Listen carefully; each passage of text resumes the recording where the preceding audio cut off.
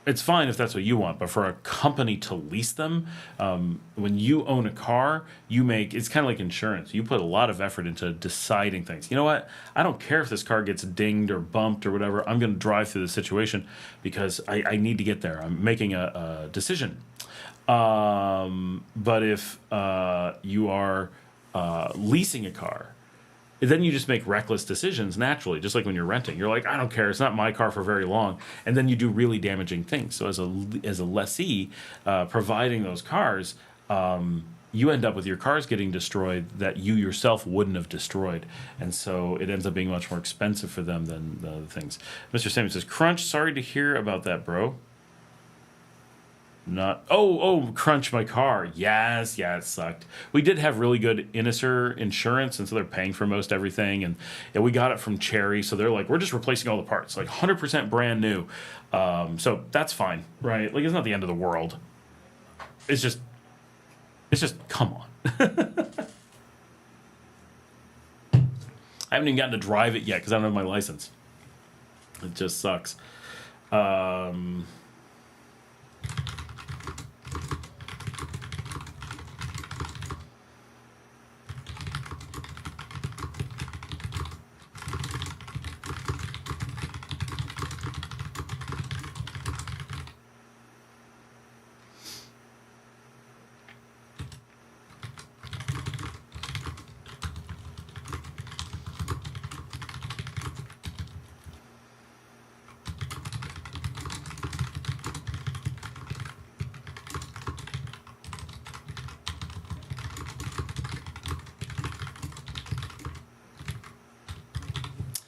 I have a question from someone who they're asking me how they can find a rural farm but with access to an English-speaking private school.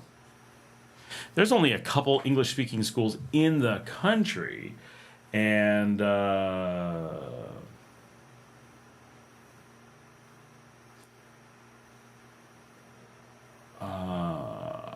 trying to catch up on these messages. Okay, I'm getting much better. Much better. Okay, now I'm only 2 weeks behind. Well, this is hard to read. Okay. Oh, still no messages. Come on, guys. Ask some questions. Have some oh, I'm nearly caught up. Okay. I get a lot of these messages that are like, I sent you a message about blah, blah, blah. And then I go and I look and I look and I look, and it's, nope, I don't have any of those messages. I really don't know that a lot of times I think people email the wrong place and then are like, why didn't you answer, and get kind of grumpy. And then I'm like, I don't have these messages. Like, sometimes I feel badly because I'm so slow at responding. But then when I go back, I'm like, no, I don't, I didn't get this message. Oh, I should check my junk folder. I wonder if real things are going in there.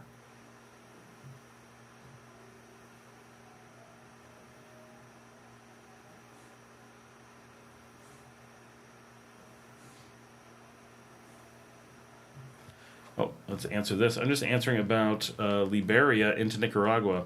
So crossing from Liberia, reading my email as I send it, Liberia into Nicaragua is a little bit of a hassle, but not a big deal. We often do it to get access to the additional airport there. If you get a significantly more convenient flight, it can be well worth it.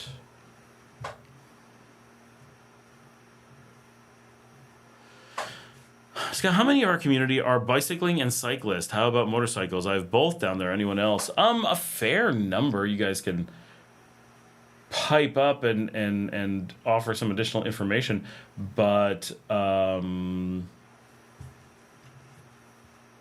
oh, yes.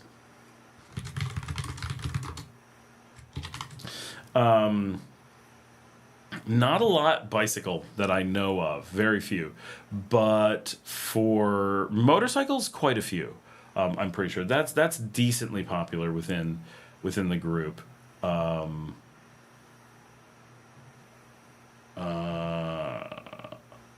Oh no, this is really all junk.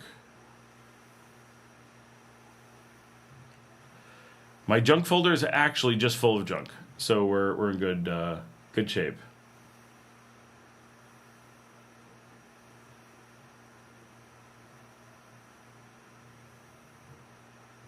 Sweet. Wow, I was worried that like I was missing messages, but I am not. I am not.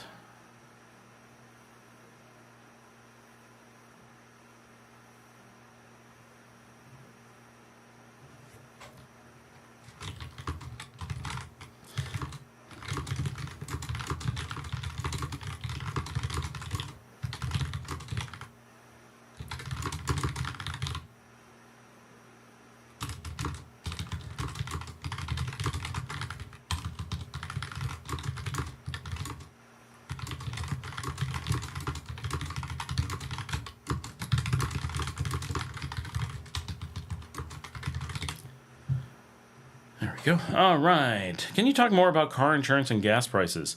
Ishathick says, yay, did my Duolingo. I did my necessary, but I need to do more to get all my points and stuff. So gas prices are set. Someone can jump in and say what the actual price is. I've only been dealing with diesel recently, and I don't even look at it, honestly.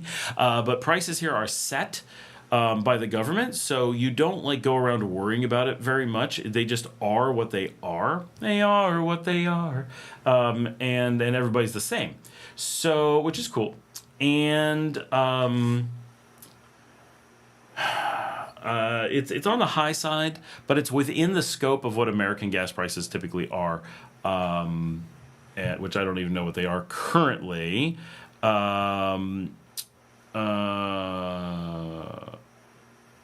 But normally we're like more expensive than like New York, but less expensive than California.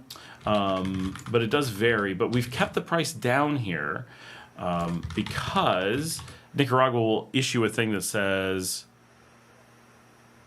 I'm trying to find someone who's actually listing this price. Oh, this might have it. It's funny because all the Nicaraguans are like, yeah, we know the price of gas, but I don't actually know what it is because I just don't care. It's probably something I can look up on Instagram if I look hard enough. But basically, it's a little bit cheaper than California here. So on the high side, but not bad. But because we drive smaller cars, slower, and short distances, the overall experience is that driving here is relatively cheap. Even though per mile it's often equivalent to the high side for the US, but we just don't drive the same. It's kind of like air conditioning. When I lived in Texas, we would regularly hit $800 a month and couldn't keep our house cool. Here, we're able to stay really chilly and rarely hit anything like that. So it depends on the lifestyle and a bunch of things that you change. Why do we spend less here? Well, we have different types of air conditioning, and we air conditioning at different times of the day and so forth. So just the lifestyle is different. So it changes things.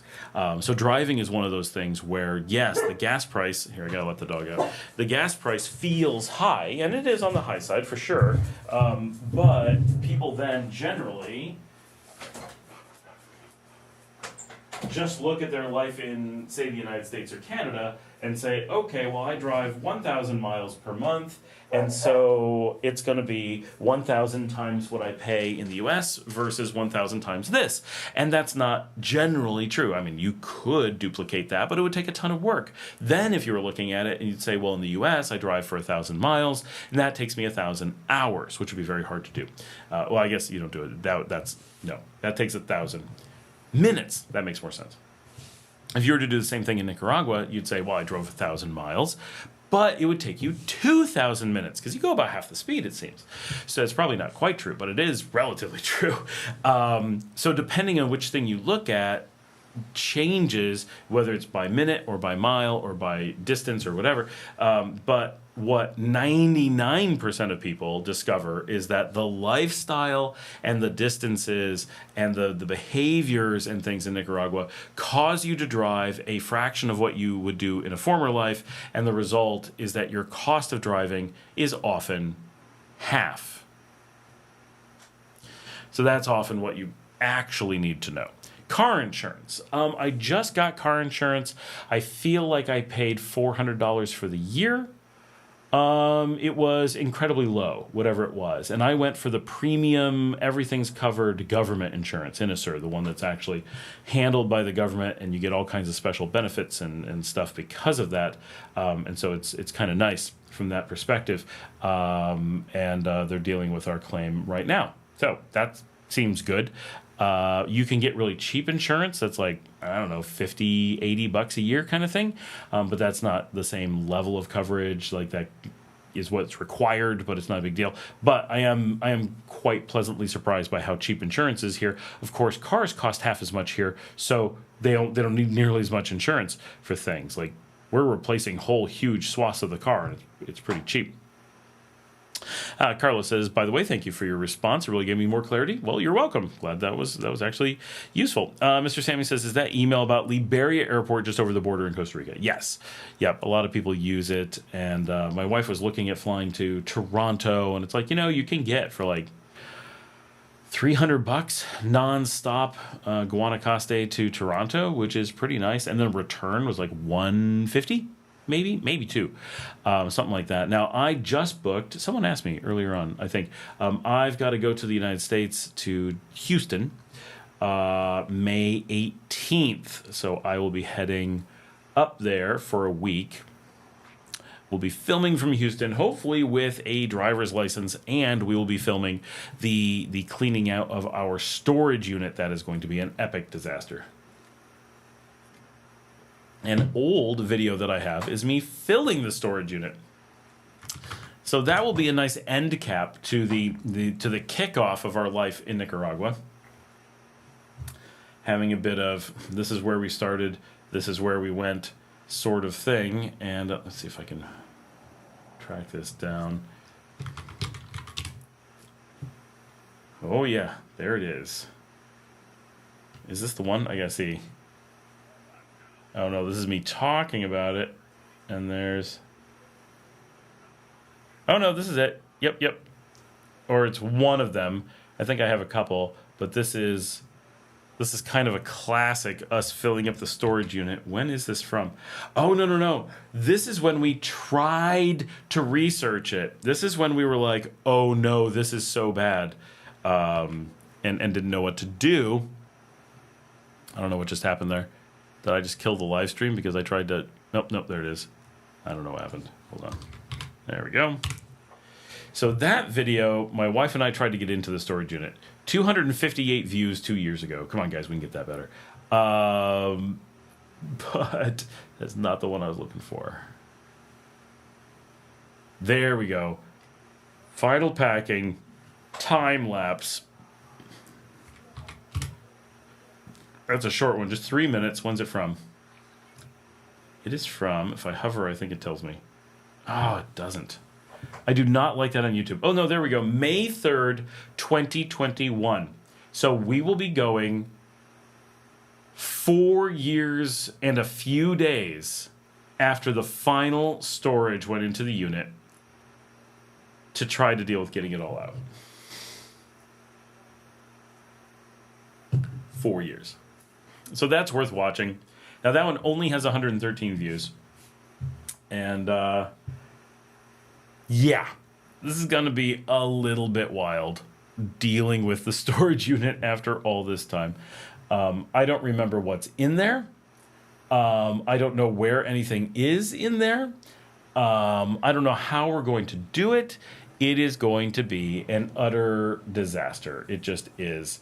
But it is a little bit funny watching me do this all these years ago. And the whole thing starts off with me being unable to open it at all. And it was almost fully packed at the time. So this is the very last little bit of me just shoving things in. But I have to take a bunch of things out to be able to shove things in. And I'm pretty sure that during this video is when we broke a bunch of furniture. And it's like, crap. We put in all this furniture and now it's all ruined anyway. So like, what the hell was the point of that? Now it's stuck in there and we have to take it out and throw it away after paying tens of thousands of dollars to keep it all this time. Because how else were we going to deal with it? My gosh, what a stupid decision. If we had any idea of what we were doing, we would not have done that. That's why I'm so adamant about protecting you guys from making that decision. It seemed so logical, and I'm looking at this and all these big plastic bins, and I'm like, oh my gosh, all those are going to have to go into a crate and ship because they're for my kids. Like, oh no.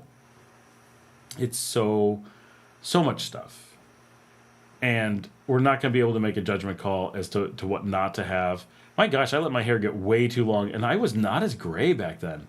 It's only been 4 years. I am so much grayer now. I do think I've lost weight, though. That's good. It's funny. I'm watching myself. Mr. Sammy says, cool, I've always only flew into Managua, but I recently heard an expat talk about the Daniel Ubuder Kuros just to change it up. I might do it next time I go. Yeah, it's Liberia is...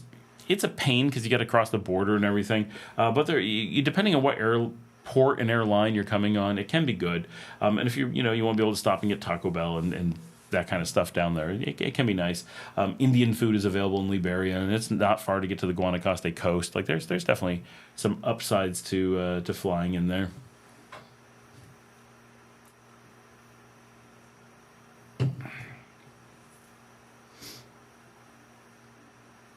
Somebody 5 days ago from Chase and Shelves posted a video that says, is Granada, Nicaragua's market the best in Latin America?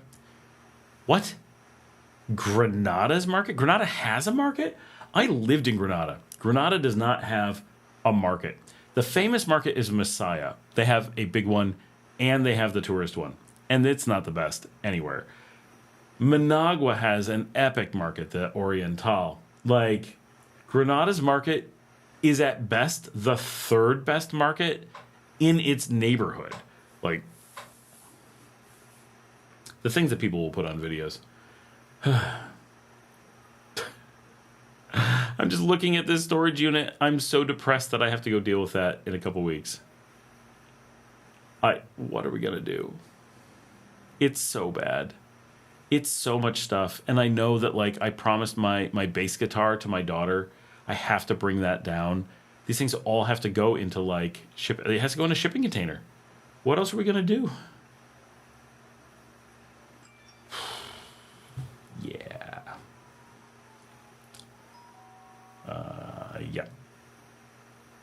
Yeah, that's crazy. That's going to be bad. It's going to be very, very bad.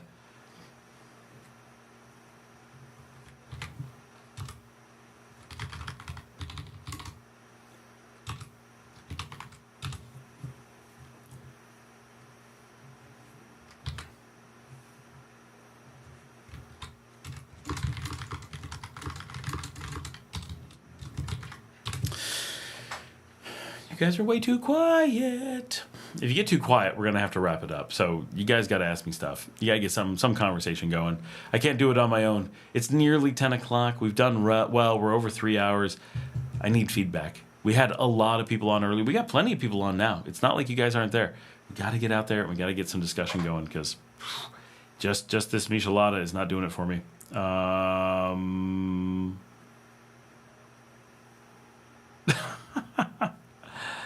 People getting my emails. All right. All right. It's been such a... Oh, there we go. Do containers exist? Only if you ship them in. And ships across the Gulf of Mexico, yes. Or how about loading it onto a tractor trailer? I have a CDL.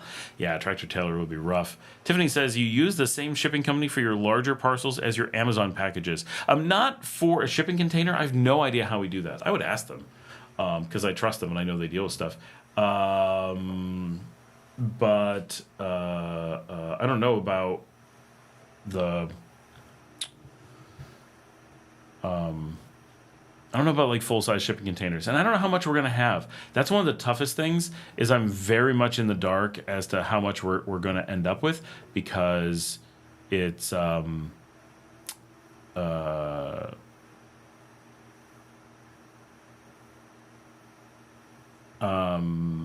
we just don't know what's in that unit. We're going to get rid of all the furniture if we can. We're going to eliminate as much of the clothing as we can.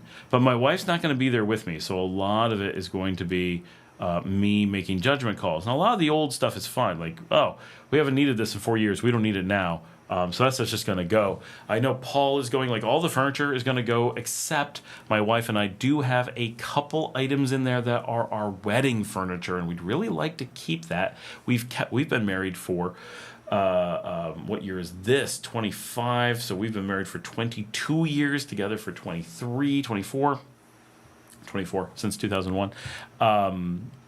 And that's just a lot. We've been together since June 9th, 2021, when we met at 2001, June 9th, 2001, when we met at a wedding. And so we were just coming up on a quarter century together, and we still have a bunch of stuff from our weddings, some of which has like never been put out. Some was in perfect condition, and it's like we don't want to not have that. And it's funny, when I was a kid, I remember my parents being like, yeah, we have this table from, when we were first married, and me being like, this thing's ancient. What? And now we still have stuff from our wedding. And I'm like, yeah, we just got that. No, I guess not. But it's still in great shape. Like, how has it survived? Tiffany says, remind me of the company name, please and thanks. It's Envios Fast Track.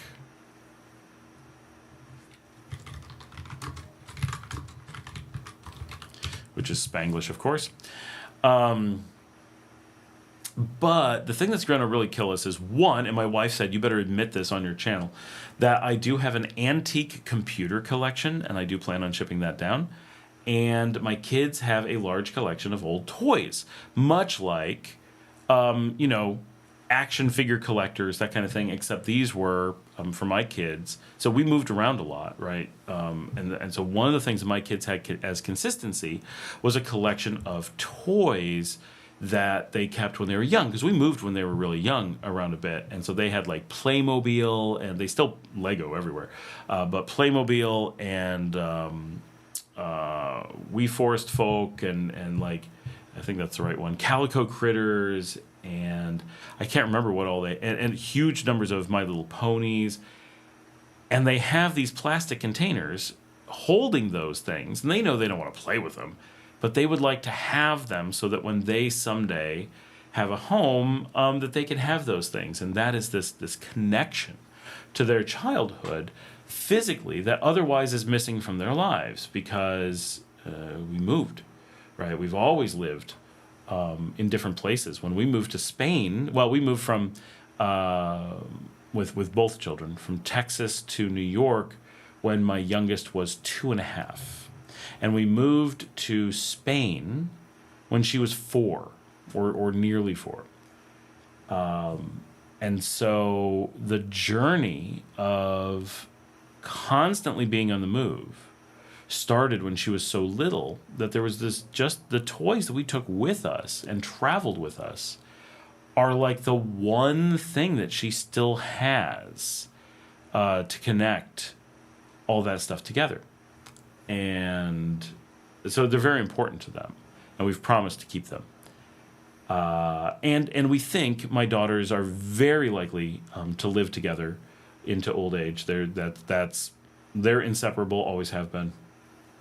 Very little interest in outside people, and they'll probably live with us. My youngest is kind of like, I don't know, and the oldest is like, I'm not leaving. But we're very different. We're like, yeah, of course our kids are going to live with us for forever. Like that's the plan. And we plan on building a house where they can live with us for forever. And they're actually, we're going to build a house, and we're going to like have all this like separation in the house. So like we have a suite over here, and then there's like a bunch of the house, and then you guys are over here. So you have like your own space, but we can get to each other without having to like go outside or something. And they're like, what? We don't want to be so far away. And I'm like, you say that now. They're like, what? No, we know what we like, right? Because they're teenagers. I mean, if they're ever going to want to be away from us, it's probably more now than later. So it's very odd in that way. I think that we're all like, no, we're just a family. That's like what we are. But and like when I get done with this, I'll be hanging out with my daughters to watch Supernatural. Like, that's what we do, right? I'm either going out with friends, which I'm saving my going out to go out to Laguna de Apoyo this weekend, and so I am. Like last night and any night that I have free, I just camp out with my daughters, and we have we call it the game room, but it's like our media room. So TV, couch, you can watch TV, play video games, whatever. And we binged Roswell from 1999 and loved that. And then I don't know exactly what Luke is building, Tiffany, but I think ours is probably bigger. We already have many acres, and it's already close to other things. We have 19 neighbors on one side of the estate. We're going a little bit crazy. But and then now we're binging Supernatural. So 3-4 nights of the week, I get home or get done with work, and my daughters will be like, "Okay, are we free tonight?" And then we'll do something. Could be video games. It could be a show. Right now, we've been binging a show for a while, but we also really get into video games and stuff. Mr. Sammy says, "I build gaming PCs. What do you got?" I have original. Half of these are in boxes. All of them work. VIC 20, Kami 64, Kami 128, Amiga 1000, Commodore 16. Trash 80.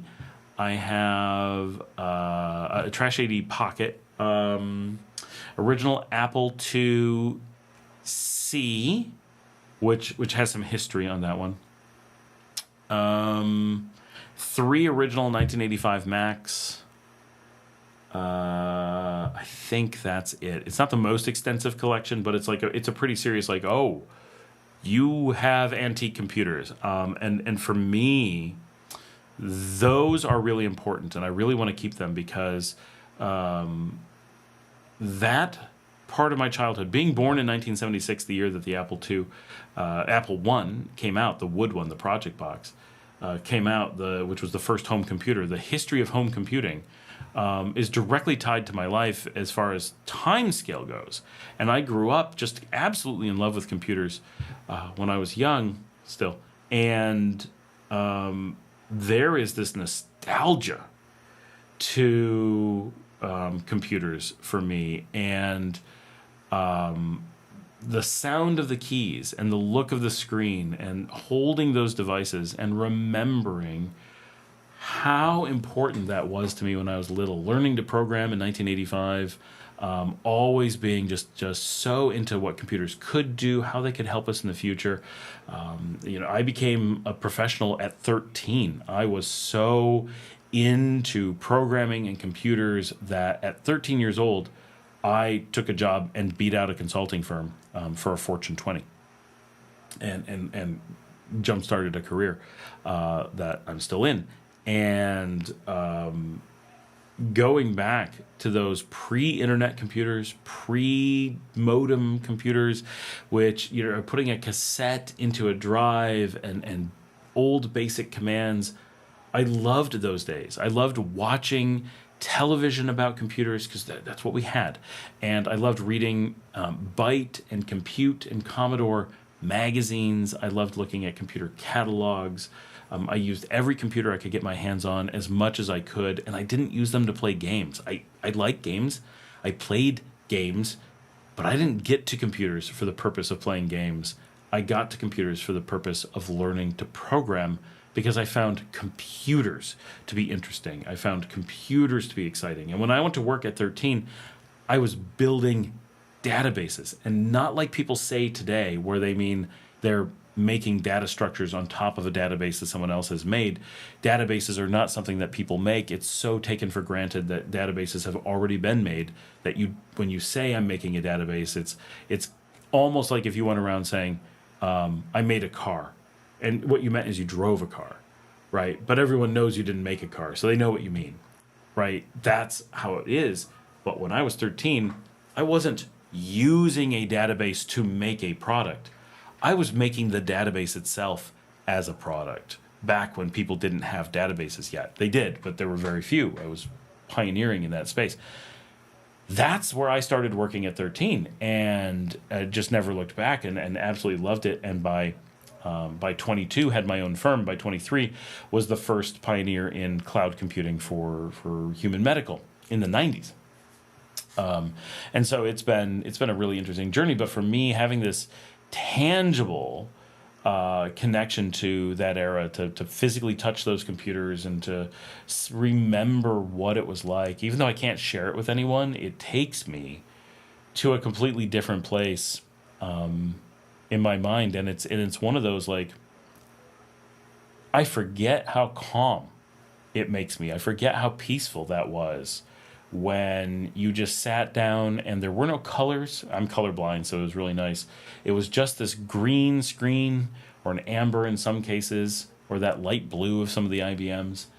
And you had this really clicky keyboard, which is why I have this mechanical keyboard now. It's not like the best, but I love how it looks. This is a high-end Logitech, so nothing crazy. And I bought it here in country, the matching mouse that I had to order from the States. And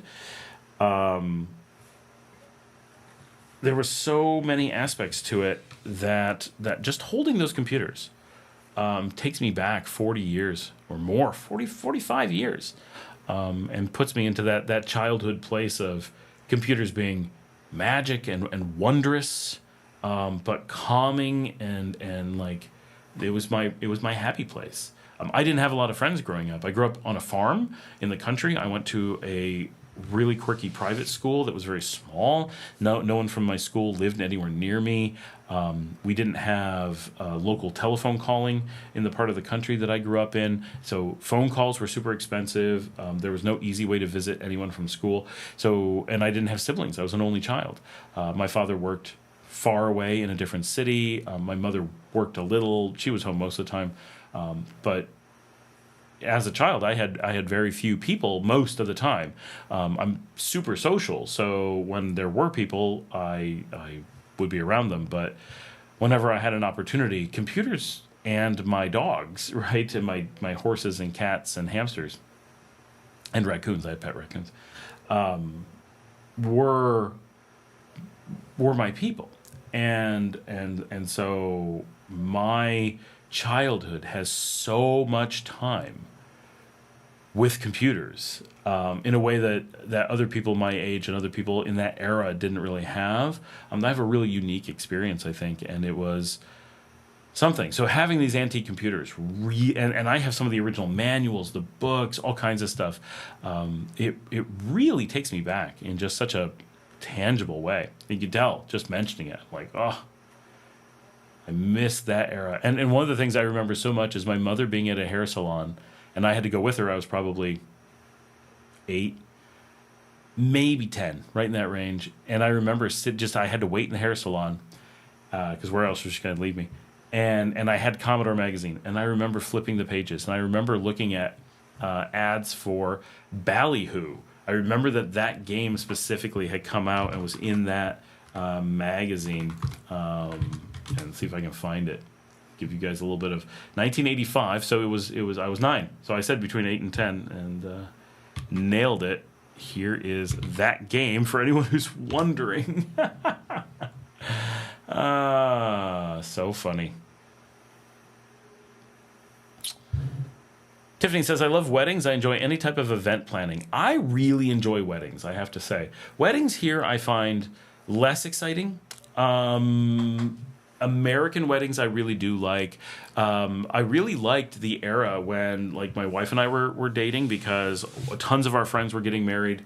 Then we got married, and then tons of relatives and other friends for a period of like 2 years before us to like maybe 5 to 7 years after us. We were just constantly at weddings, and I love that. I love the dancing. I go and socialize. I go from table to table and meet everybody. And I like having some drinks and like the whole thing. I just really liked it. Our wedding was fantastic. So we got married. We did a bunch of iconic stuff. My wife and I were from different regions of New York, but it was hard to like really find a good spot between us. And like, she didn't want to get married in her hometown because she didn't live there. And I didn't really have a hometown, so we kind of played with it.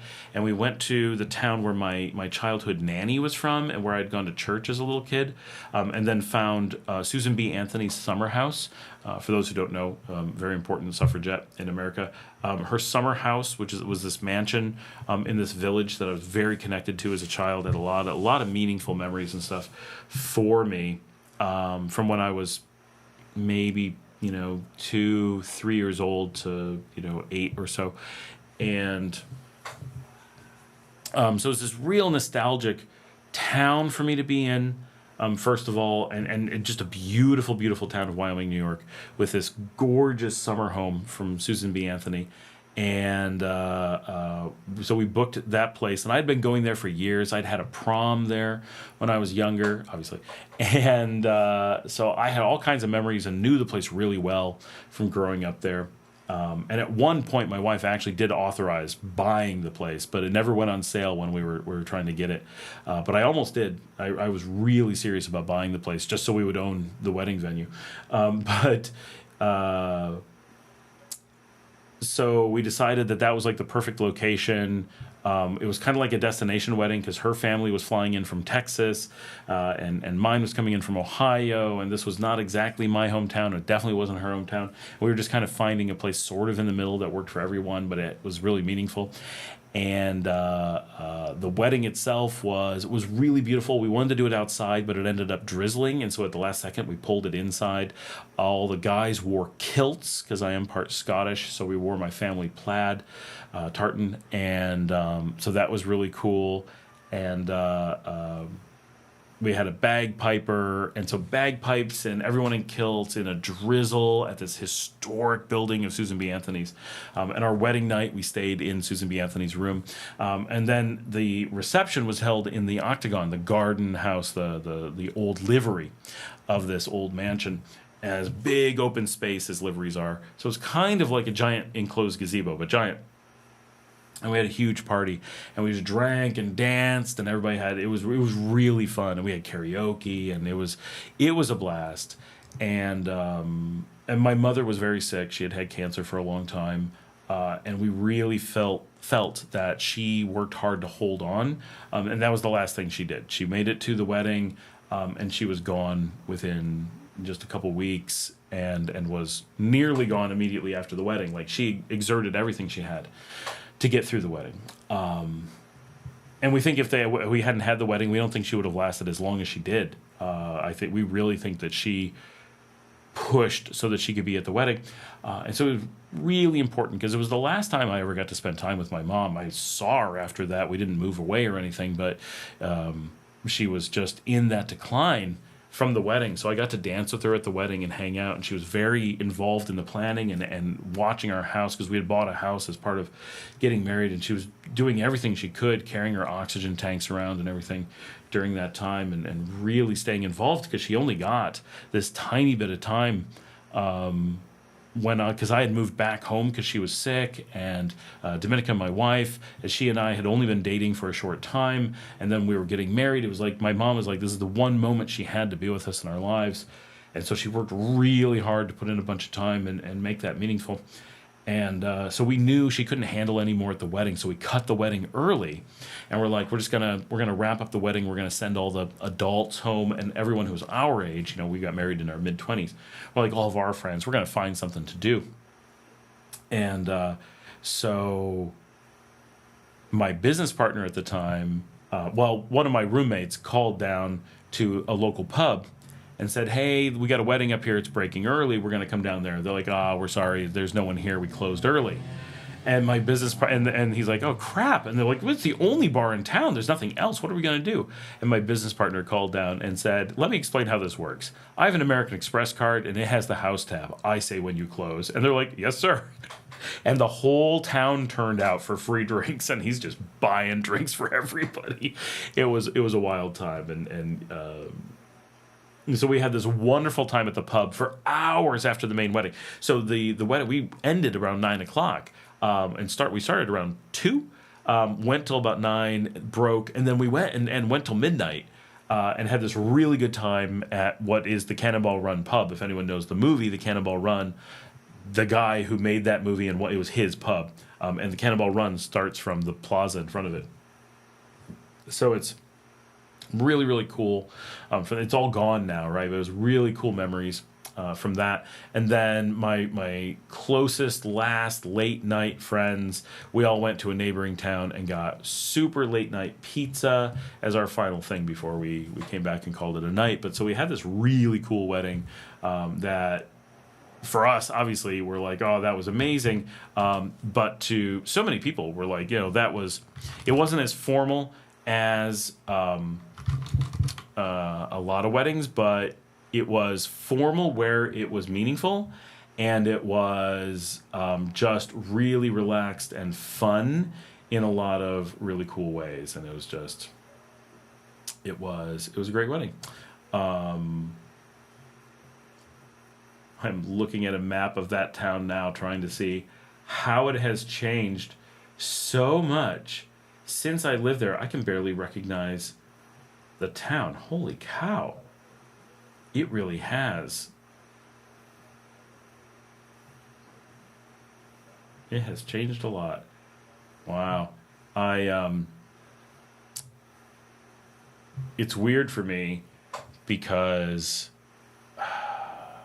having moved away, this is one of the things that I do miss, is this little village that I grew up in that is just the dumbest little place, but it's such a cute, absolutely quintessential American town that had all of the things right for being a little American town. Oh, yep, there's the gazebo. There's the house. It's all still there. And it's one of the very few places that, looking back at it, is like, oh, I kind of miss that. The way that little town felt. And it was just such a cute little part of life. And I used to bicycle through there all the time. And, yeah. That's one of the things I had to give up. Moving away. Anyway, a little bit nostalgic there for things. It was a great wedding, and people all said that they really liked it. Jan says, hey, I wanted to be away from my parents in my 20s, more in my 20s than in my teens, but I'm a late bloomer. Mr. Sammy says, sure, that's cool. I see that a lot. All the houses are next to each other, or an entire block. Everyone blood. There's no privacy. Everyone's in your business. Jan says, my ex tried to keep those old Apple computers, but I don't think he really did. But we did have a box of all the cords to every device he ever owned when I moved to Nicaragua. Yeah, that I'm going to try to get rid of. Mr. Sammy says, cool, bro. I have a small collection that I've hoarded. I've kept my dot matrix printer, classic HP LaserJet, some floppies, a big crate full of retail game PC boxes. And see, those things I managed to get rid of. All the printers and the monitors, I got rid of all that stuff. I've got down to just the irreplaceable bits, I think. Tiffany says, no wonder you all want things in your storage. Memories in nostalgia. It's true. That's the hardest thing, is that, humans do connect things to memories, and especially when you move to a new country, the fear is that you will just disconnect and forget, which is not necessarily the case, but it is to quite some legitimate amount true that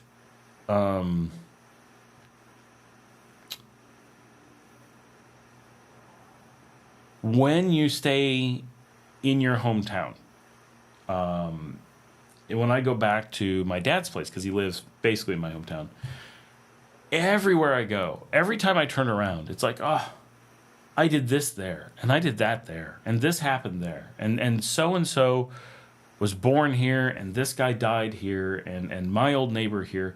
And there's so much of that at every turn. And then you move to Texas, right? So I'm from New York, and we moved to Texas, and suddenly it's, I don't have any of those like memories like that anymore. It's all kind of gone.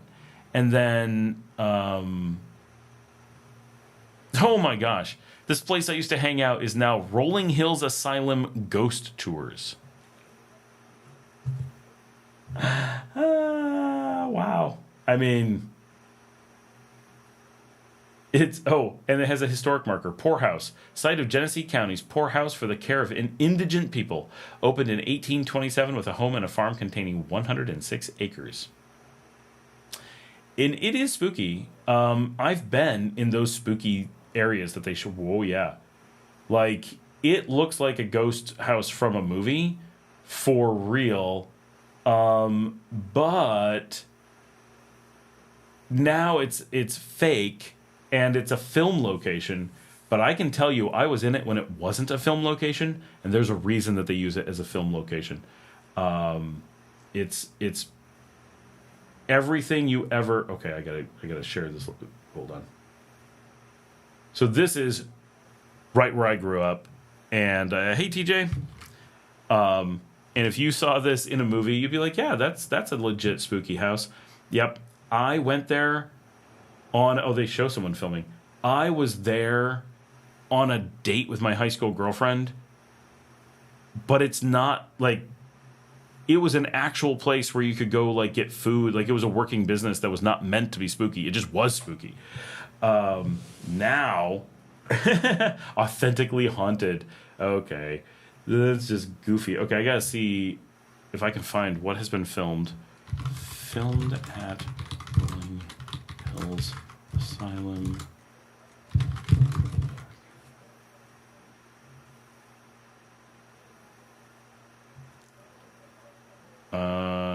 History, calendar of events, guided tours, evidence.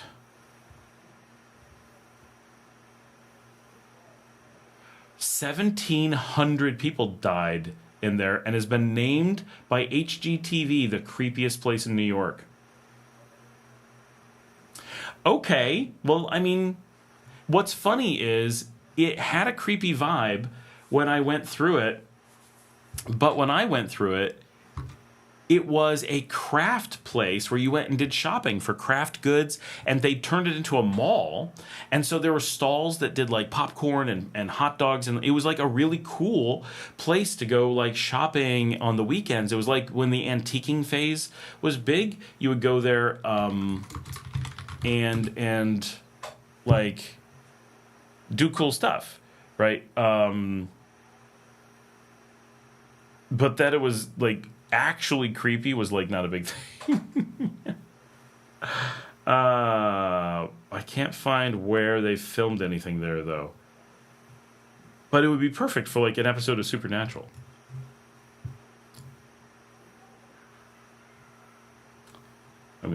Here's a link to it. Their website's terrible. Oh, really terrible. I wonder if they're still in business. Oh no, they are. So Wraith Chasers will be there on September 26th and 27th. They have like all these things apparently going on. I wonder who owns this. Can't be anyone with much because this website is a train wreck. But as seen on Ghost Hunters, Ghost Adventures, Paranormal Challenge, Ghost Asylum, Destination America, Travel Channel, and Sci-Fi. All since it was a place I knew. And I talked about buying this at one point because we're like, but not for that purpose.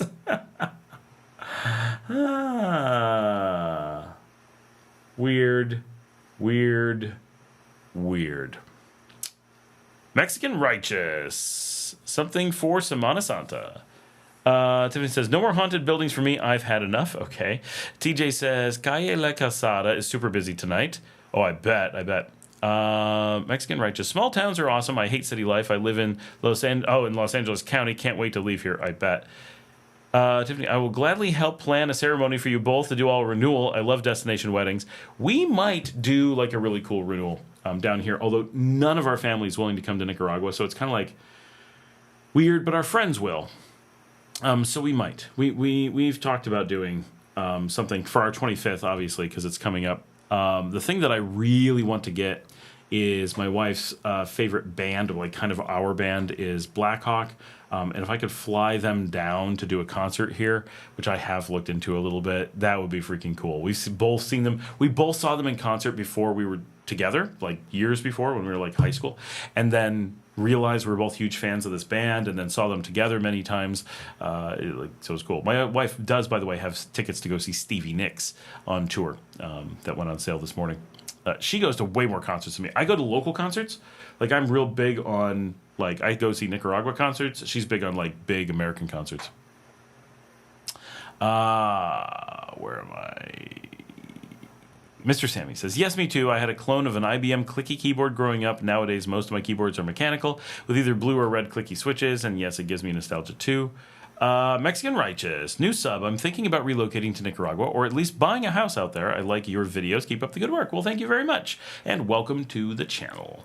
Tiffany says, oh, yep, we're down to where we were. And TJ says, yes, wow. I wish they had a list of all the things that were filmed at this location, because I feel like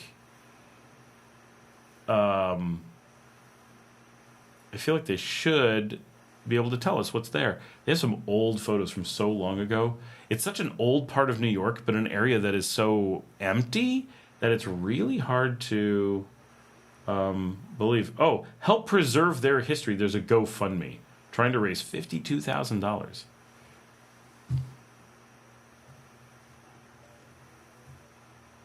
Anyone familiar with Grand Pacifica? I was thinking about buying a home out there. Yep, I think pretty much all of us are familiar with it.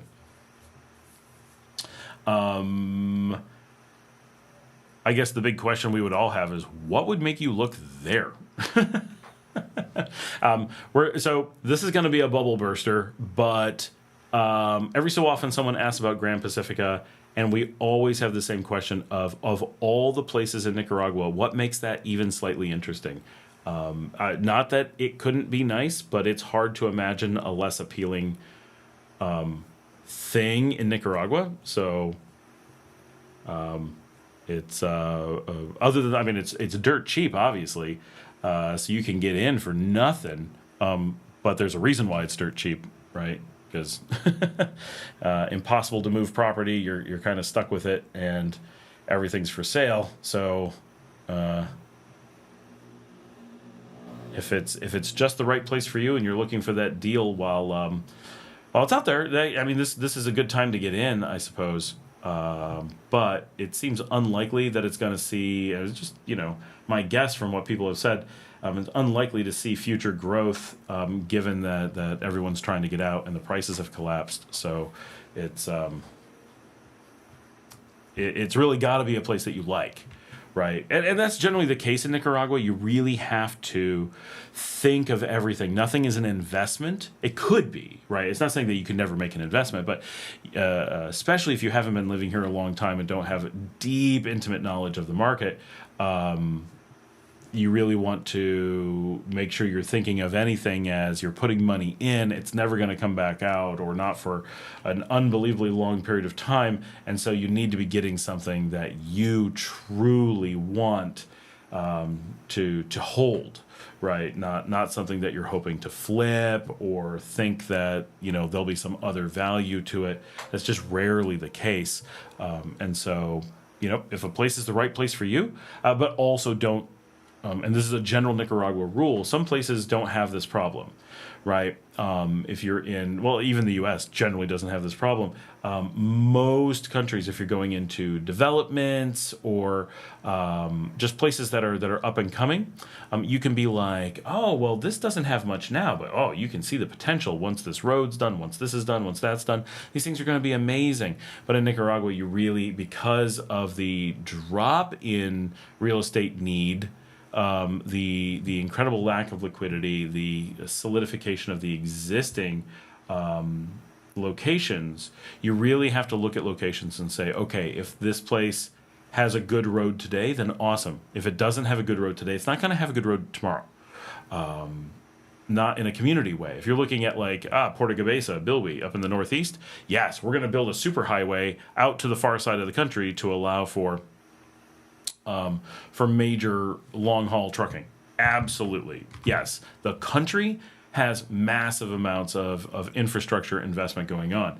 But is the country looking to pause major nationwide infrastructure projects to go build roads to remote expat enclaves? No. Not in the least. They haven't done that for the last 10 years. They are certainly not going to do that for the next 10 years. So if you're looking at a place that doesn't have a good road, you're looking at quite plausibly a lifetime at that place without a good road, which is perfectly fine. Do you have an old beat up 25-year-old diesel truck like I do? Who cares? I'll go drive whatever road. I broke my suspension, so I may be a little bit foolish about that. But you can just go out and, you know, do whatever. But you have to just plan for, if there isn't a grocery store, there's not going to be. If there isn't a road, there isn't going to be. It is what it is. And so don't look at developments and say, oh, it's the first 2 houses, there'll be 100 more later. No, that's almost never the case. Mr. Sammy says, Grand Pacific, never heard of it. I just checked Google Maps. It's way north of Montelimar. My hunch is there's nothing there. Yeah, there is, Sammy, there is a small development there that is heavily sold outside of Nicaragua. Obviously, no one in Nicaragua would ever give it a second look. Once you're in Nicaragua and realize where it is, everyone's like, what are people thinking? But if you haven't been here, it's designed for selling to people who aren't investigating. So it's in a very low-cost location that's very remote. And some people just want to be cut off from the world and want to be in compounds and stuff. So there is a market for it, but the market is much smaller than the number of houses that there is. It appears to be, and so it's certainly not very popular. I've never met a person who had been to it and liked it. I have not been to it, so I'm not injecting personal opinion, only what I've been told, but we do have regulars on the channel who used to live there and rented, and were like, there are a few places I would less buy.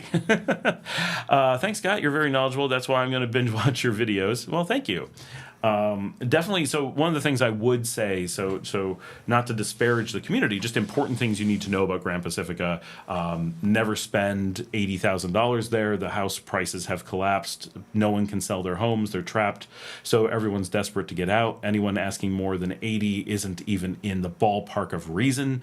And at 80, what we hear is that no one's buying. So the value is lower than 80, but we don't know if it's 75 or 70 or 65. I think there's very little chance. If you started having the houses down there available for 60, I think a lot of us would start to be like, okay, at 60, we might be able to consider it. Except for me, like the internet problems down there, because they block the internet at the outside walls of the compound, it's useless to me. The value to me is maybe 10,000. But I won't go live in a place. I mean, if you don't have good internet, you don't exist to me. But TJ, yes, goodbye says it all. And let's go down in flames. And my old friend came down from the mountain. He went up there to paint the world. Said even though interpretation's what I count on, this little picture of me seems blurred. Hard lines and the shadow comes easy. See it all just as clear as a bell. That one, yeah, many times. I've seen them in concert, like front row in a bar. How cool is that? Anyway, like a place without internet is, I heard that no, you were lied to. Flat out, untrue, complete and utter BS. A small house might be 40 to 50K. You've probably talked to the salespeople, and their sole job is to make sure you don't find out what the values are. So lots of things about Nicaragua. Very important things. One, every expat is desperate to get their money of investments that they've lost out, and the only place they can get it is from people who haven't visited yet. So if you talk to someone who has real estate or is selling a house or anything of the sort, you will be scammed every single time. I'm not saying most of the time. I'm not saying quite often. I'm saying if they talk to you, you know it's happening. Every time. Yeah, the lack of internet, like, holy cow.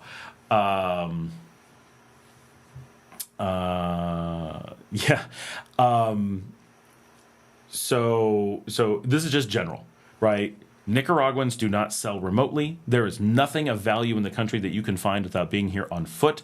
The idea that you're even looking at property from abroad, you definitely need to watch a lot of my videos, because this is a dangerous thing, because there is an unbelievably large framework of of people in all different segments of industry here. And it's not that every real estate agent is out to scam you. It's not that every whatever is out to scam you. It's that the people who are vocal and putting the stuff out and making themselves accessible to you remotely and putting in the effort to advertise to you have to be. Because the cost of putting up a website, the cost of making the material, the cost of doing all these things to advertise to you can only be covered if you're getting double, triple, quadruple priced, only if you're being misled and don't know. Because if you were actually here in country, you'd be looking at those places and instantly you'd say, 125,000? You must mean Cordoba, not dollars. You're insane. How could a house like this possibly be $125,000? Right? If you live here, it's clear that those aren't reasonable prices, especially on a place that has a dirt road and no grocery store and not fast internet and not stable internet. Right?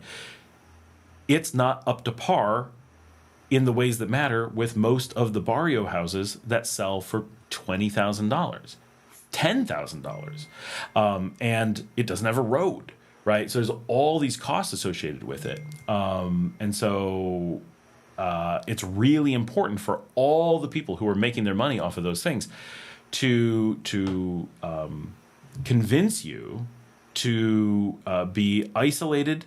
Hey guys on the big screen TV, that's awesome. I just got a photo of me in a house on the big TV and how good it looks. I think that is, yeah, that's right now. That's awesome. So hey Yuri, Tita says, did I sign up for the T-Mobile Starlink? No. I'm not getting involved with Starlink here until I know that there's no crime involved in it. It's not worth the risk.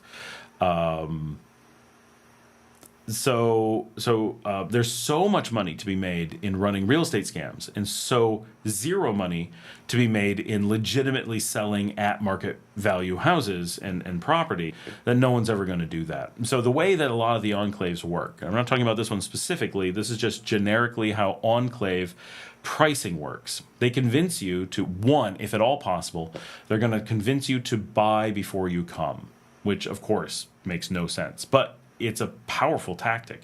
And because things are so cheap here, they can make things for the times its real price, and people will still think it's a good value, but they'll feel like the prices are going up even though they're going down because you don't know what the prices are. So it's really easy for them to create a false sense of urgency. Oh, you gotta buy it. They're really popular. Everybody wants one. No, they don't. Right? The people who are there are desperate to get out. Go talk to them. Go actually visit. Right? Spend a little bit of time, but be aware every single person you talk to is desperately trying to sell you their house. So even there, you're not going to get legitimate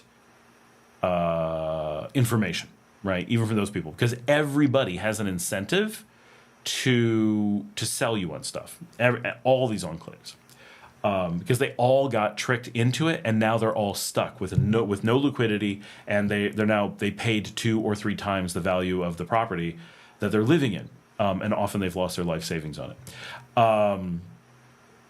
And then what they do is they fly you in. If you do demand to visit, they'll get you at the airport, and they will shuttle you directly to the property, and they'll act like this is the country. Right. And if the thing you want, and this is where they have real value, right? So I'm not saying that there's no value. Where they have real value is in this, I don't want to see Nicaragua. I do not like Nicaragua. I don't want to hear Spanish. I don't want anything to do with this country. And yet I want to live here, which is a weird spot. But there are people that fits. And they zip you out there, and they bring the heavy duty truck. They take care of navigating the streets. They deal with bringing in the groceries for you. And then they put you up in a house, and you go, oh, this is so great. This is such great living. And the house may be nice. The view may be nice. Like, that stuff's great. What you never get to experience is living there for a long time and saying, oh, you know what? I'd like to run into town and see all the other people. Oh, that's hours away. And you're going to need a heavy-duty truck. Do you really want your luxury experience on one side to be married to a 25-year-old diesel truck like I have on the other? I don't mind, but it's pretty goofy when I go to pick people up and we're going out dancing or something and I'm driving a big nasty diesel truck everywhere, clanking around. But that's what gets me out to the beaches when I'm going out to these remote places, right? It's what lets me get around through the barrios and stuff. So do you want to drive hours to get to anything? Do you want to not have the option of public transportation? So one of the things that happens is in these enclaves, you get one lifestyle, and it's fine. And then if you're watching my show, which you are, because that's why we're talking, you're seeing a different one. You're seeing the actually in Nicaragua one. And so the problem that tends to arise that's dangerous is you watch my show, and you're like, oh my gosh, beautiful beaches, great restaurants, loads of fun people, dance clubs, live music. There's this lifestyle, and then we talk about the prices. We're getting mansions for $100,000. We're getting public transportation to the far side of the country for $2. We're getting free healthcare. We got a hospital around every corner. We have all these great things that are absolutely fantastic. And you say, wow, I'm sold. I want to save all this money. I want to have this incredibly good internet, right? We're constantly talking about how the high quality fiber that we have in every inch of the country, except for San Juan del Sur.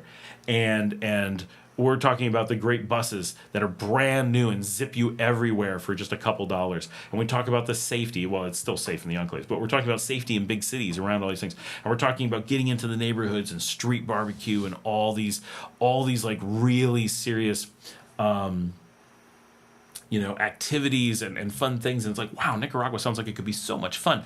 And then you see an ad for an enclave, and it's like, ooh, do these things exist in this place? I get all this, and I get to live in this? No, they don't. They're isolated and far away, or else they wouldn't be affordable. They're really remote, and in this case, they don't have the internet that all of us rave about. It's not allowed in there. You have to use the internet they're going to sell to you, and we know in that case they couldn't provide working internet to people who were working in there. They would sometimes get internet, but if they didn't have their own satellite, it didn't work.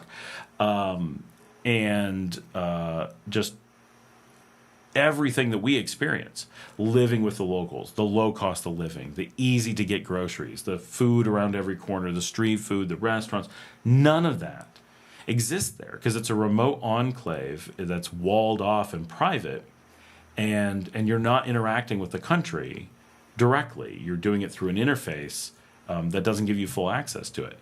And so it's an utterly different experience.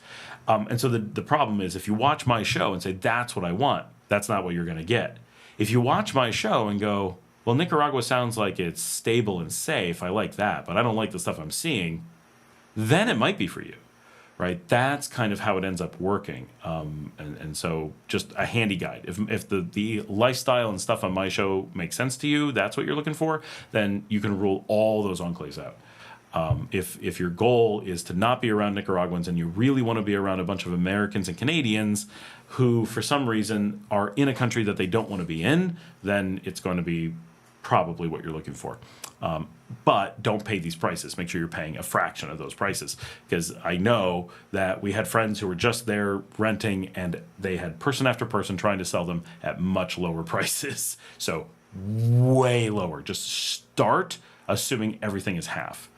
And it might be lower, might be just the tiniest bit above half, but figure half is about where things are. TJ's a big fan of 90s country. Mr. Sammy says, in that area, go south, safe, easy bets, Potion Meal, which is where I bought my first hotel that we backed out of, and La Boquita. I almost bought a big place in La Boquita. Don't pay too much, though. Yeah, so when I was down there, we figured a 30-room hotel in Boquita would sell for about $90K. I think is what we were bargaining at the time, just to give you an idea. So a 30-room hotel in an actual nice populated area with good internet and customers and stuff, $90K. Compare that to a house in a remote area on a dirt road, and that's on a really well-paved road, completely modern highway, fiber internet, good power, waterfront. Well, directly across the street from the water, just to be clear. Janice says, I looked up the pictures at Grand Pacifica. It's beautiful non-Nicaraguan houses, but the lack of internet would kill me. Tiffany says, I saw those video on YouTube as well. They say they offer rent to own, right? Which suggests, it suggests desperation, but it's also, you got to remember that here, so there's two reasons you do rent to own that are legit.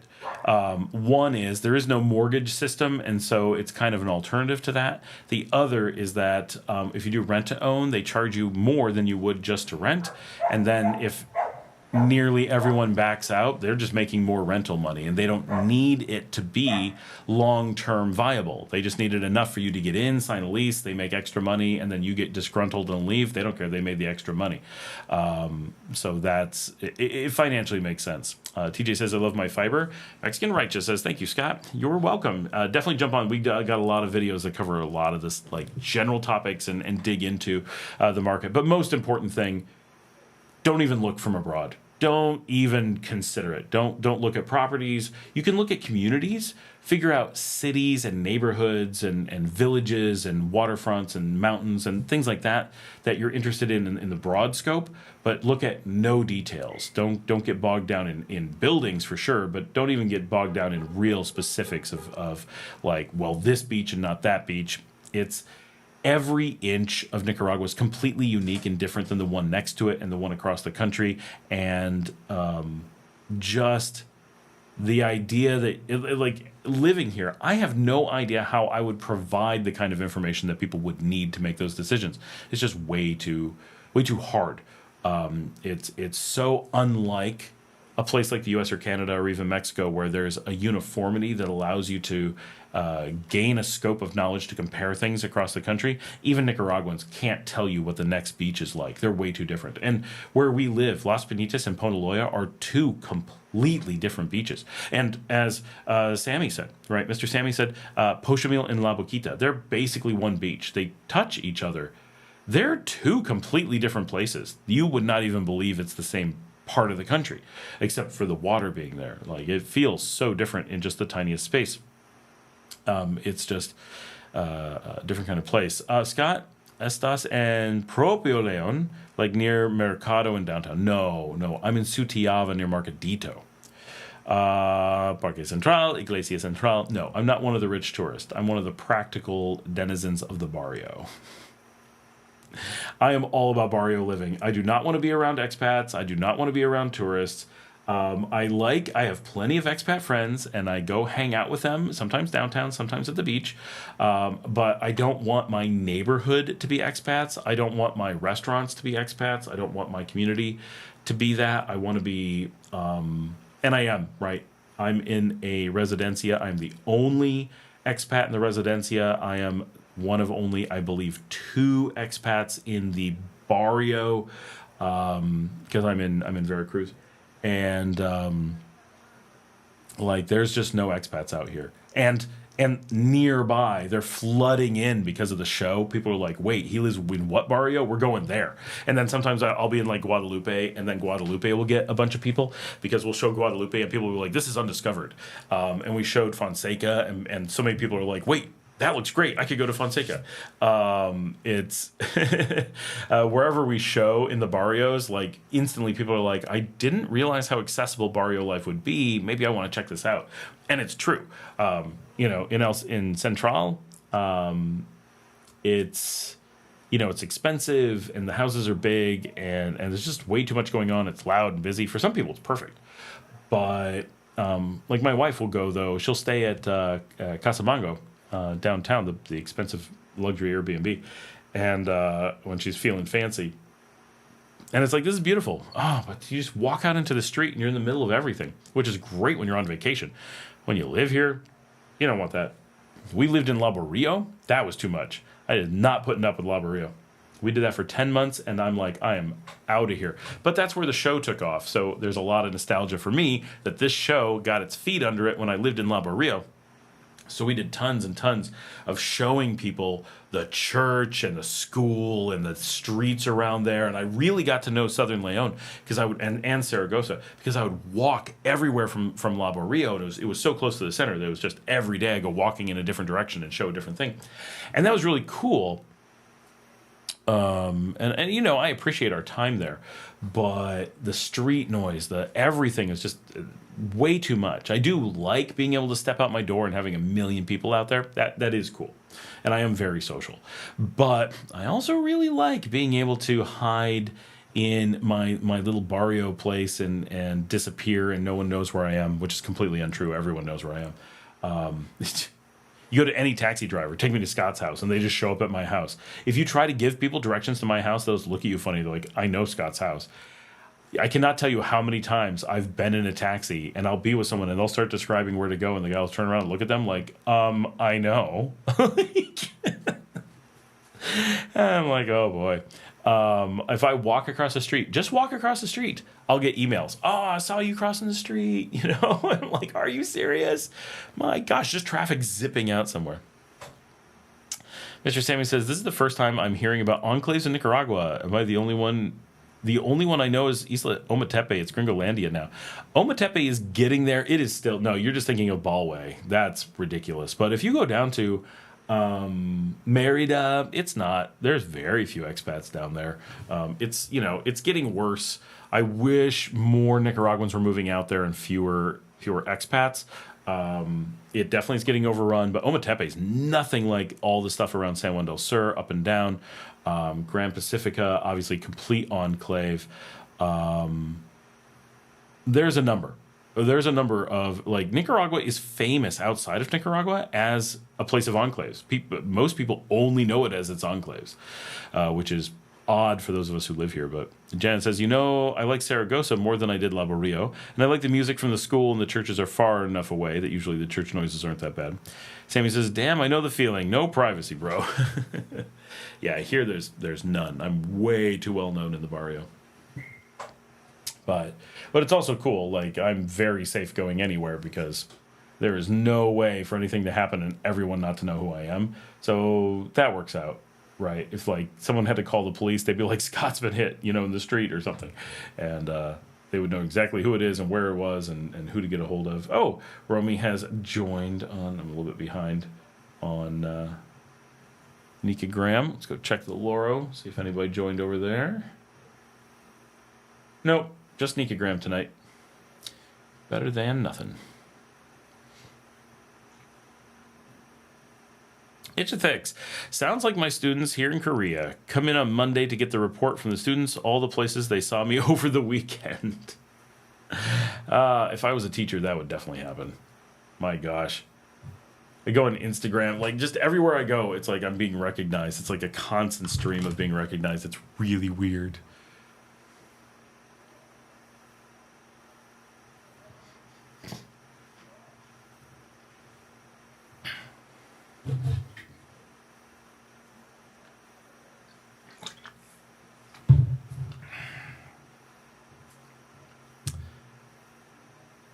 My girlfriend's mother is from Didiamba. Anyone familiar with that pueblo? It's not really a pueblo. It is really a city.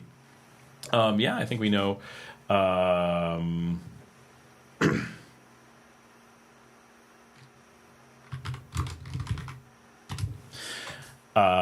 I think we all know it. I mean, it's the home of El Guaguense and the Ballet Folklorico. All that stuff is from Didiamba. And, of course, it's in the middle of, you know, the Pan American goes right through it before you get to Hinotepe. It's a university town. It's where the new UNO is. We always stop in Didiamba for the bathroom. If you're driving from here to Costa Rica, that's the main bathroom you're going to use at the Puma. I like Didiamba a lot. It's also the turnoff where you go to Pochomil and the beaches that they were talking about. So you go right through there. I actually am soy at elguaguense.com. So I have a very tight connection to Didiamba because of that. So I am El Guaguense. here in Nicaragua. And we actually refer to, I don't have it on me, my logo. We call this the Guiguense logo.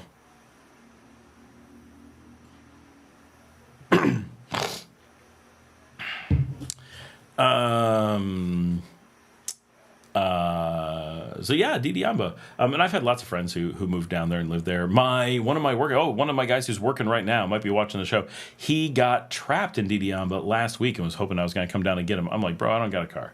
I have no license. I have no car. I am not hitching a ride to Didiamba to pick your ass up and drive you to Managua. Brent says, holy cow, are you guys still going? Just got off work. It's only been 4 hours. It's a short one this week. We got started late. Sammy says, it's really a big problem if you're dating more than one person at a time and you have a rotation. It's not really. I mean, this is Nicaragua. That's the expectation. Right? The rule in Nicaragua, and so many times have I heard this come up. Like, this is like a regular discussion, is that in Nicaragua, we actually call it Nicaragua monogamous, refers to that you are in a monogamous relationship and all other relationships must be secret. Because Nicaragua is fundamentally, universally a polyamorous society, but so it's a combination of the indigenous background is a polyamorous society, and the Catholic Church came in at some point and layered this requirement of monogamy on top of a polyamorous society. And so what happened, just like you come into new pagan areas, like up in Guatemala, there is, they're very Catholic, they say, and yet the main god is an idol by the lake that has a cigarette in its mouth all the time. And you have to keep the cigarette lit, and the cigarette can never go out, or the country will be cursed, right? The Catholic Church just became a facade on the pagan religions that were already there. And so they didn't actually become Catholic. They just called themselves Catholic. And they still have a temple to Minerva, right? The Greek goddess of Minerva has a temple, or the Roman goddess. No, it's the Greek one because it's, has a temple in Shela because they still openly recognize the Catholic Church as being part of the Roman pantheon. And so here, the dating situation has been such that they now have the facade of monogamy with a society of polyamory all happening at the same time. And just everyone said, you know what, if we all say this, then the Catholics are happy. And if we all do this, then nothing has to change. And so it's nuts. And it's not possible to describe it until you live here long enough that people are open with you about what's going on. And then when you realize that you constantly are going out with friends and the person that they're with is a different person, but they haven't broken up with the person you know, and everyone has to act like nothing's happening and that it's the same people, but you can't talk about where you've ever been with anybody because it's supposed to be a secret. But everyone knows. And it's all fine as long as you don't find out. But the thing that's unforgivable is breaching the secrecy. And so if you ask anyone if this is what happens, they have to say no. They have to swear to the grave that this is not how it works. But then follow them around and you'll realize it's exactly how it works every time. And you're just like, what the heck? It's wild. Yes. Mr. Sammy, sure, bro. Didiamba is the last pueblito before Playa La Boquita. Yep. We always make a pit stop there for food and drinks and the colored sugar cookies. He says, it's the villages all over again.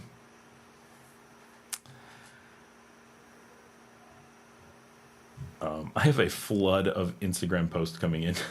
People just constantly sending them to me.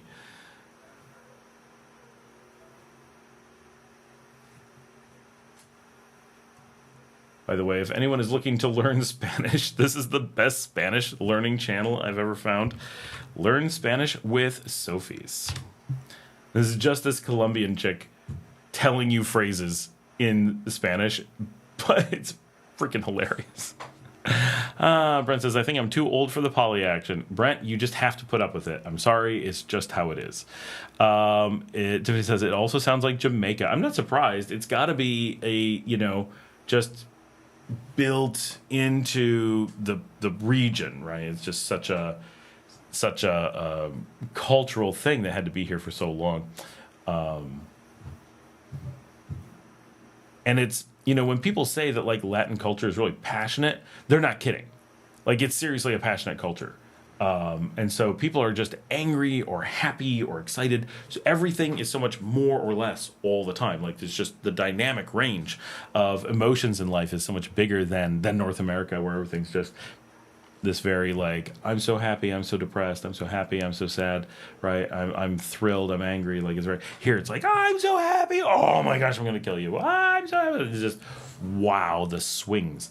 And coming from North America and a Swiss background, right? It really hits you just how it's different. And I thought marrying an Italian was wild. And she talks about, when I was first introduced to her family, she had to be like, okay, everyone yells. It's like, I come from a family where like, I can remember, my dad yelled one time and he's like, we don't talk about that. Right? Like, it was so bad he raised his voice. No, like the family doesn't talk about that.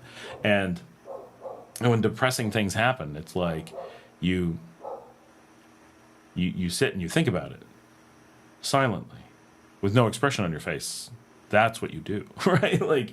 There's been some tragedy. Oh, do you need a beer? No, I'm good. All right.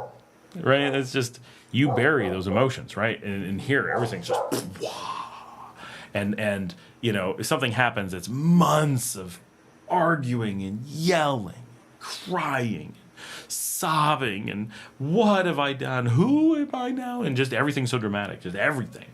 And it's what makes it so exciting and dynamic, but wow, does it hit you. It's like, it is a different world. It's kind of like red pill. Just assume you're sharing and try not to catch feelings.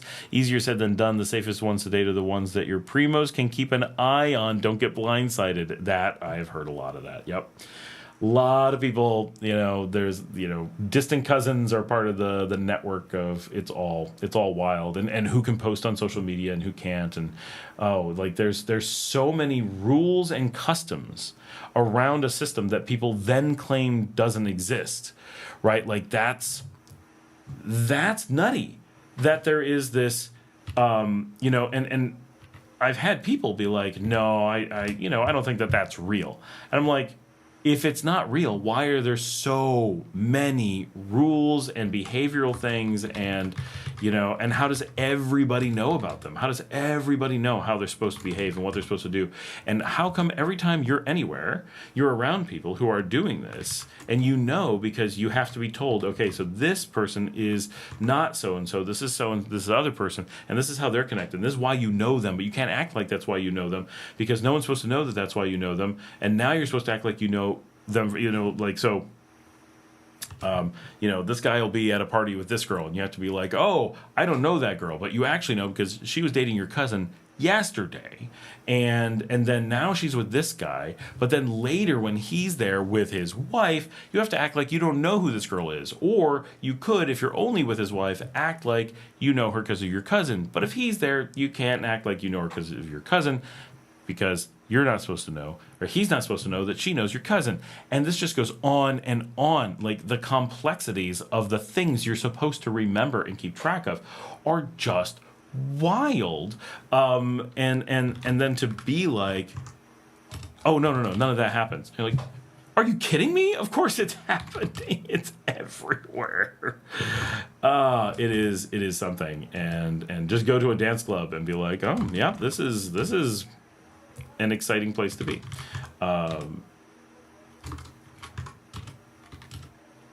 Yeah, Princess, sounds like a good topic for a vid. This is a vid, but it's a bit much to actually make a video on it.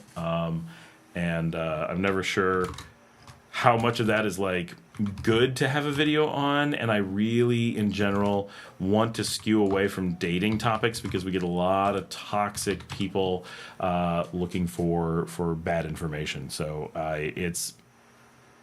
it would be a really interesting topic.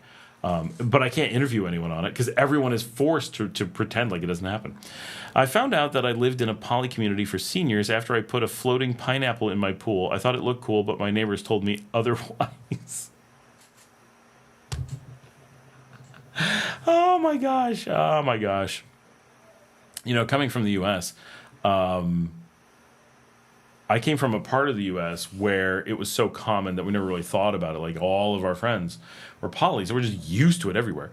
And coming to Nicaragua, it's like, oh, okay, now this isn't like that. And then once you're here for any amount of time, you're like, it's so much more like that. You're just like, what?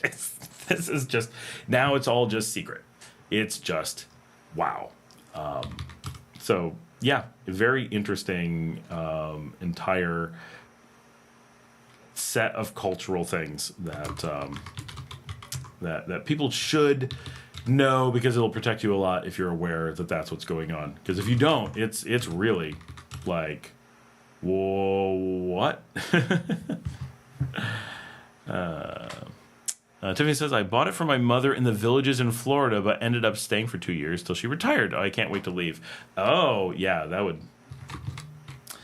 I would want to probably not be there as well. I can see that.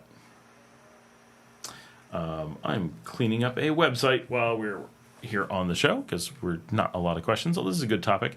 Yeah, it's just... And I go out a lot and hang out with a lot of people and have restaurants and stuff. So you see so much all the time that it's everyday life. I cannot believe 4 hours and I'm not through this can of stuff yet. Tiffany says, all people do here is cause issues with their golf carts. All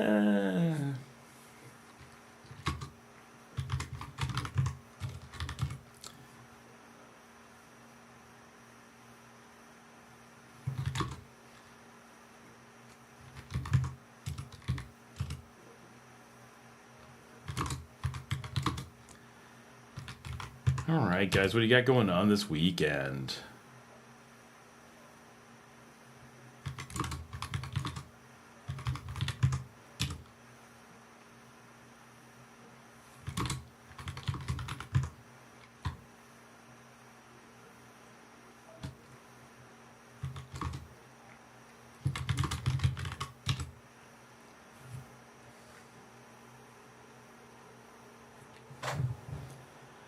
We got 31 people on. I know we got people with topics. Mr. Sammy, in the USA, I think the closest analogy you have is to learn to build up your street-rise social skills. Don't come down here naive and thirsty. People down here will smell it and hustle you. That's plausible. I don't think it's that bad. You just need to keep your wits about you. Don't be foolish. That is... I think a lot of people come down and think that they think that everything here is going to be naive, and they're not prepared for the fact that people are street savvy and have an idea of what they're doing, and may have a lot of experience that you do not.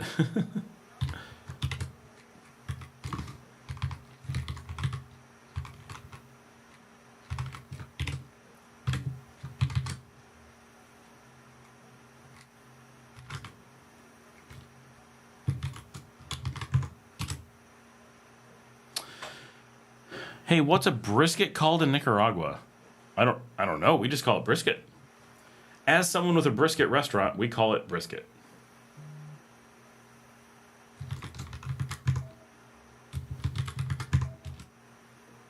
I wanted to cook one, but I bought the wrong cut of meat. Oh, That's odd. I'm not really sure. I will have to do some research for you, TJ, because... I thought that's what we called it when we buy it. Where did you buy it from? Local butcher or one of the big ones like Karnik?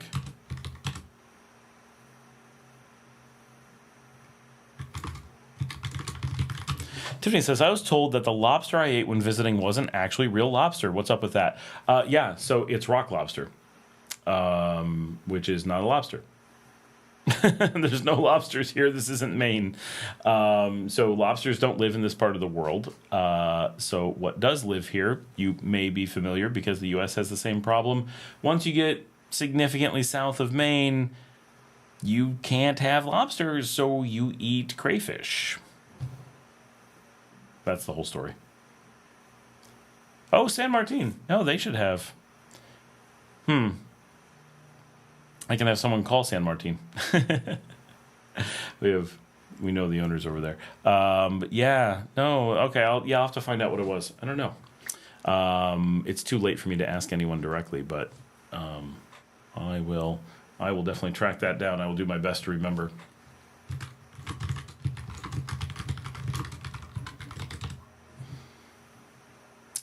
But yes, so crayfish, also known as rock lobsters or crawfish, or as they're called here, Langostura. So real lobsters don't live in warm water. They rarely live in the Pacific. They don't live in the Caribbean. So the crayfish here are big, right? Like they're big. All over the world, crayfish get really big. But if you want good like Maine lobster, what Americans call lobster, that requires cold water.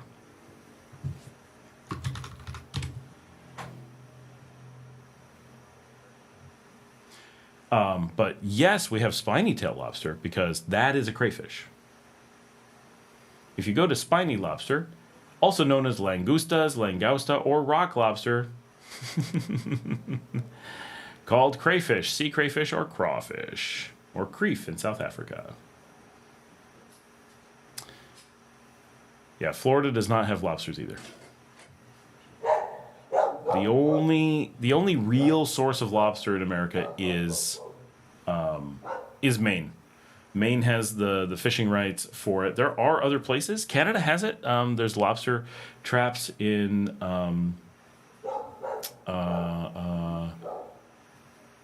Prince Edward Island, that area.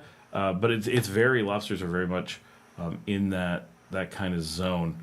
Trying to see if I can find a map where lobsters actually live. But so someone who grew up in the Northeast, right, and lobster is a huge thing up there, and I summered in Maine in the middle of the lobster zone, right, in Mount Desert Island.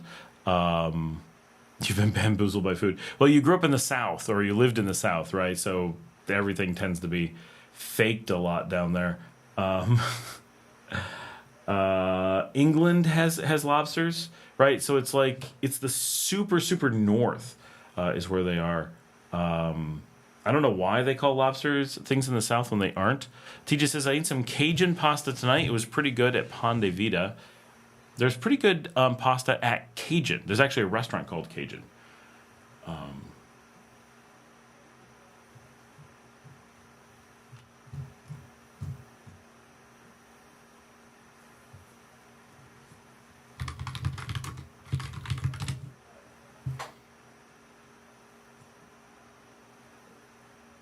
Yeah, so the lobster that people think of as lobster only goes as far south as New Jersey. Now that's what I want, right? That lobster is really good. The crayfish here is definitely not up to par with that, but it is good. But it is not the same flavor or anything.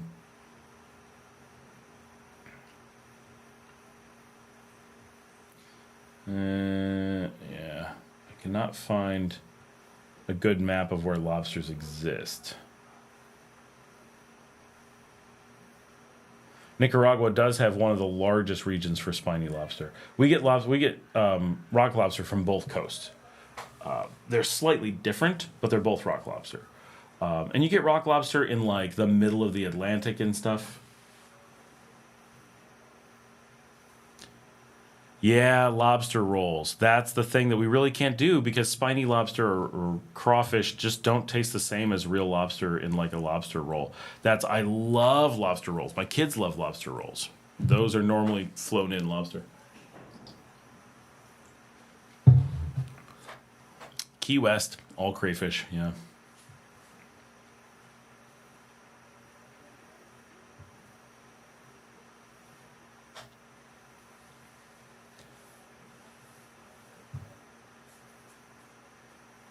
Brent says, are they really just big ocean bugs like people say? Yes, they are. Just big ocean bugs. Come here, baby. My baby's here. Hi. Hi. Yeah. You're the good girl. So, yes. So there's lots of lobster here, and they only called it that when you translate it. If you're talking in Spanish, they don't use that term. It's just for the tourists that they call it lobster. John Blair, hey Scott, if you couldn't live in León, Matagalpa, or Managua, where's your fourth option in Nicaragua? Okay, so not León, Matagalpa, or Managua. Hard call. Very possibly, and this is gonna be confusing, Jinotega or Jinotepe. Because I like the sound of Hino in place names. No, because Jinotepe has it's the restaurant hub of the country. It's a higher elevation. It's close to a lot of things. Of course, you could be like, you're cheating. It's close to Managua. It is, but it's not that close to Managua. I did live in Granada. I would definitely take that, like the South Messiah or the Central Carazo regions above Granada. If I had to be in Granada, it would be super South Granada.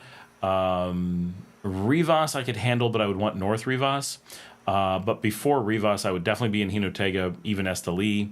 Tim is in Esteli. There's a lot of Esteli that's super nice. The city itself is fine. Like, I could live in Esteli. I would be perfectly happy, but it's not my first choice, or it's not my fourth choice, I guess. Probably before Esteli, but I don't know for sure. I might end up in the farther northern towns, like Acatal, Somoto, something like that.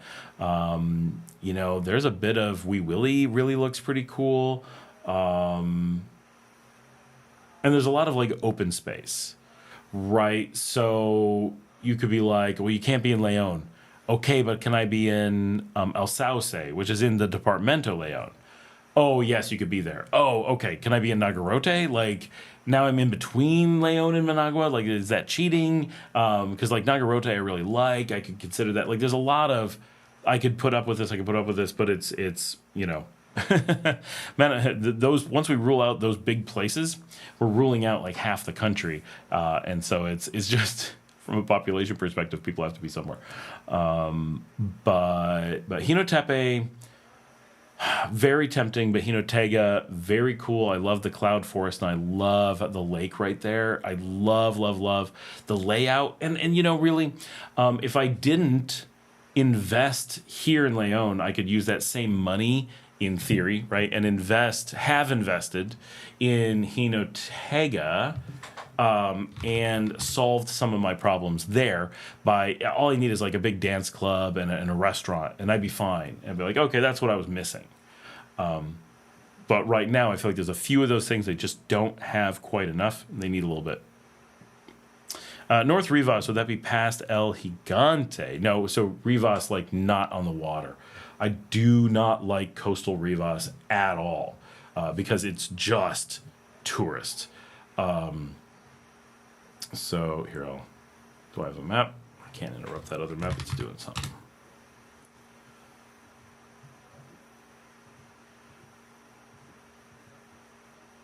So North Rivas, I mean, it would definitely be north of Gigante, but like San Jorge, San Juan Viejo, Pueblo Nuevo, Las Piedras, Pica Pica.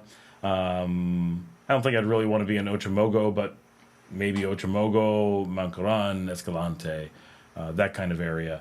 But probably like Rivas, San Jorge, Potosí, Belen, that kind of area, because you have the city and you have the access to the island and you don't have a ton of tourists there. And so you're Buenos Aires.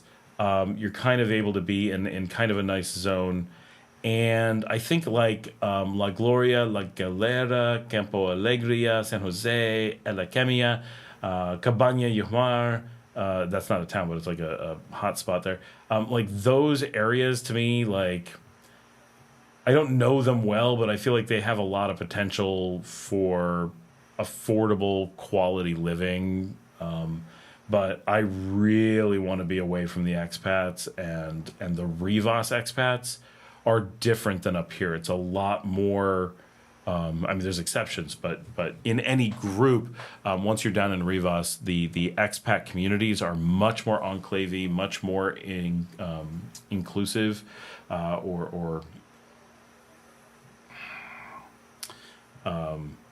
inward facing, and just not. They're fine for visiting, but I wouldn't want to live too much in that. Mr. Sammy says, Scott, one thing I haven't done yet. Take the ferry from Isla Ometepe all the way to Port San Carlos, then from there all the way to El Castillo. Anyone else talk about that? I would like to do that, but I am not aware of that ferry still running. Is that ferry still available? Because I would do that, no question, but I don't think it exists and haven't for a while. I've been wanting to take the ferry out of Granada to go down there, and that just started and then went away again. I'm hoping we get some serious rain and it comes back, and maybe it's back now, but I've not heard of it being back. So that would be really nice to see those up and running again.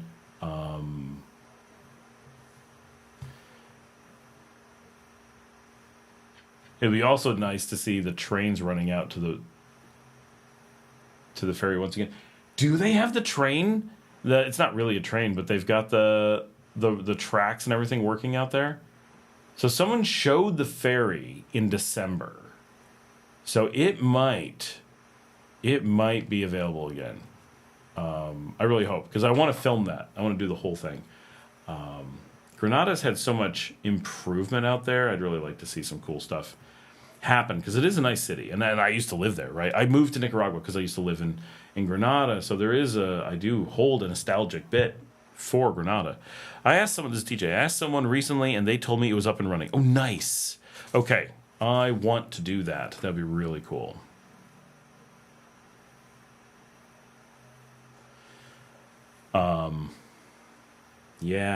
Yeah, that would be neat. I'm really hopeful that I have a partner who's going to be doing the show with me extensively. We're going to see, because I keep hearing she's going to do it starting in a few weeks. And DJ says, come see me. Yes, DJ, I know. I do not have a car. I do not have very much free time, but it's coming. It's getting better and better. Once I have my license in a few weeks, I'm going to be in much better shape, and then we can do a lot of things. And so I have this partner that says she's going to be doing the show, or the rumor is she's going to be doing the show, but she's very shy. And so getting her onto the show is going to be a little bit hard, but she loves modeling. So hopefully the getting to be on camera is going to convince her to do all the stuff on the show. So she's going to Apoyo this weekend. Hopefully we get a bunch of her there. And if you're wondering who it is the girl who was on the cover of the Beach Day from about a week ago. So if she ends up willing to do it and really is doing it, I communicate a lot through her sister because she's less shy, and she'll be like, oh, she's so excited to do this and that, and she wants to do these things. And I'm like, all right, cool. But we'll see. Once the rubber hits the road, we'll see if she's like, we're going places. But she's a doctor who took the year off from work, and so has a lot of free time to potentially go do some cool stuff. And she has not seen much of the country, so this is her first time to Apoyo. I'm not sure if she's ever seen Ometepe. I know she's never seen San Juan del Sur. So there's a lot of like basic stuff, which I think will be interesting. I want to take her some places and do like Nicaraguan seeing Nicaragua for the first time, and I think it will make for some really good footage of one, having someone with me who's willing to go out and be on camera and stuff, and it's not just me talking at the camera all the time, which will fix a lot. And I know I say these things and it takes forever to get anything fixed, but it's been a year and a half trying to deal with like this car problem. Like there's just a lot of things that just take forever to figure out. So, and like I don't even know if she knows Granada, and it's very possible she doesn't. She's never seen Managua. She's one time gone into Managua, went to a house, spent the day and left, never been to restaurants or anything, really has no idea about the Managua scene, doesn't know about the club scene, none of it. And so there's a huge opportunity of very basic places in the country to be like, here's, her discovering the country on the show. And I think it'll be really good if we can get her to do it. So that is my hope coming up. And for those who wonder, I have walked from downtown Granada to Laguna de Apoyo, and to Messiah. And TJ says, live from Granada? Yeah, we should. That would be cool. I need to, once I have the car, and because I got to bring out the tripods and the big camera and the lenses and the broadcast deck and all that kind of stuff. I need to have a bit of gear to do it. But once I have that, that's one of the reasons why I want to have the car and the license and all this stuff, is I want to be able to do a really big bit of filming other places, and I just can't do that in buses and taxis. As much as I like the bus systems and the public transportation, it really does make a lot of those kinds of things difficult. So yeah, so we're hoping to do the Canopy tour, the Canopy Guadabaranco, I believe, tour at Catarina this weekend. I'm trying to find a link for it. Oh, there doesn't appear to be. Well, I'm going to ask. Make sure that is the one that we're talking about.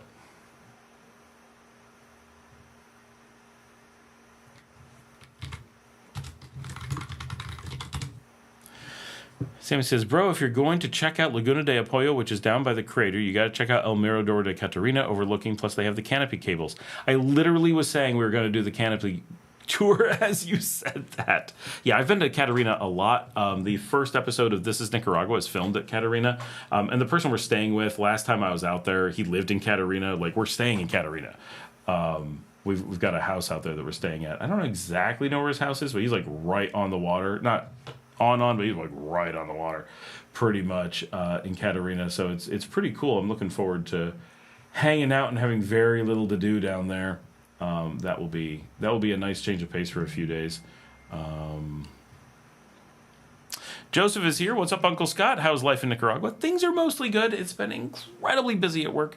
I am exhausted, but Sammy, can you confirm it is Canopy Guadabaranco? This is the right place for the one I'm talking to the girls about it right now to make sure.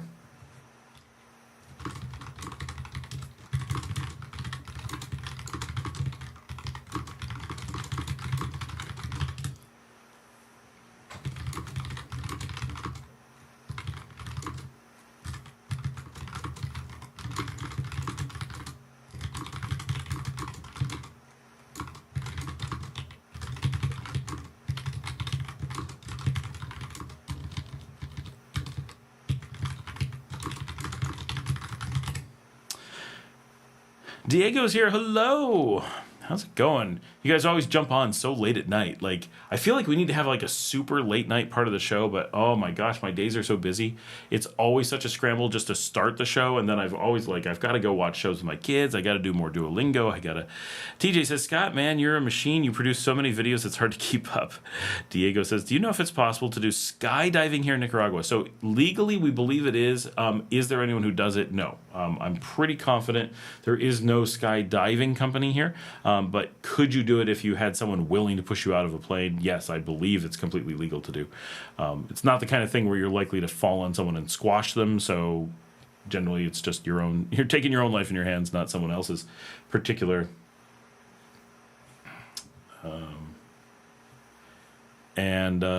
Are you also going down to Proprio Laguna de Apoyo beachfront? There's a little winding road to go down there. I mean, I've been down there a lot, but the girls haven't, so we're definitely going to go down. I said earlier in the show, I recommend going to the Hostel Paradiso. I really like it there, and I've stayed there a number of times, and got some really good shows from there, including on the same episode that we did with Catarina from This is Nicaragua. For those who don't know, I will link that show here. This is the show I started 4 years ago and never got around to making more episodes. I'm so far behind. Like, we didn't expect my show to take off. We started this before my show took off. And so we're like, yes, we're going to do this thing. And then my show took off doing Nicaragua, and we're like, okay, I guess we have to focus on this instead of that. And so it was very confusing.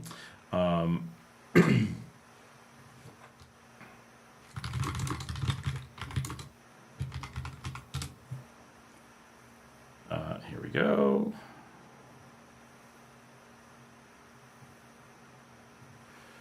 So this is the show.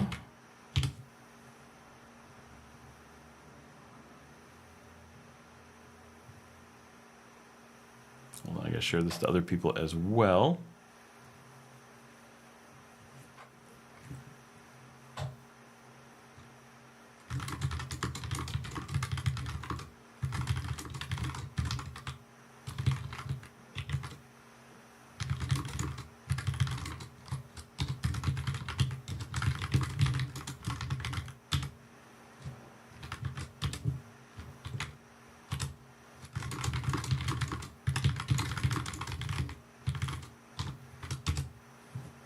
All right. Paradiso is so cool, and it's a great deal. It is. It's very cheap.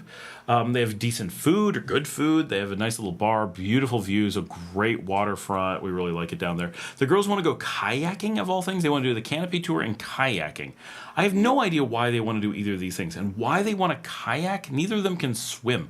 Pollo is terrifying from a swimming perspective. Now, of course, you wear life jackets and stuff, but dear Lord, I can't imagine going anywhere and not being able to swim. And they want to go into a crater lake that's ice cold with kayaks? Like, wow.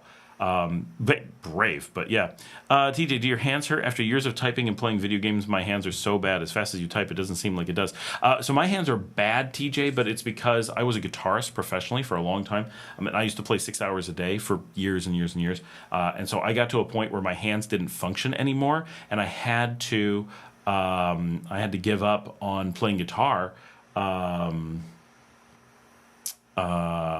To be able to do things. But for some reason, typing, even though I started typing when I was 5, it doesn't hurt my hands. But if I play guitar, I won't be able to type. I can't bowl. Like, I enjoy the concept of bowling, the whole, like, walking up, throwing a ball, knocking down pins. Before it tore my wrist apart, that was a fun activity. And like, it's not my favorite thing. I wasn't like heartbroken that I couldn't do it anymore, but it was something I was able to do. And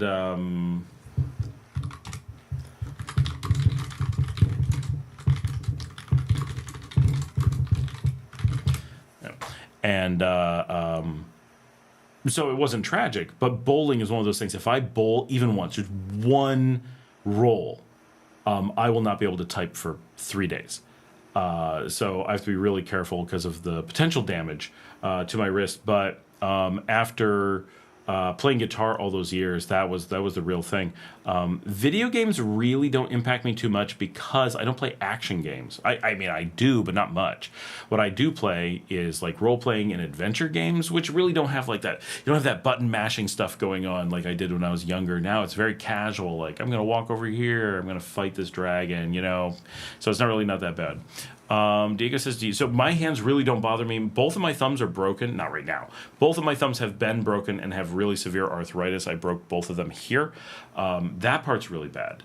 But beyond that, my hands remain pretty good.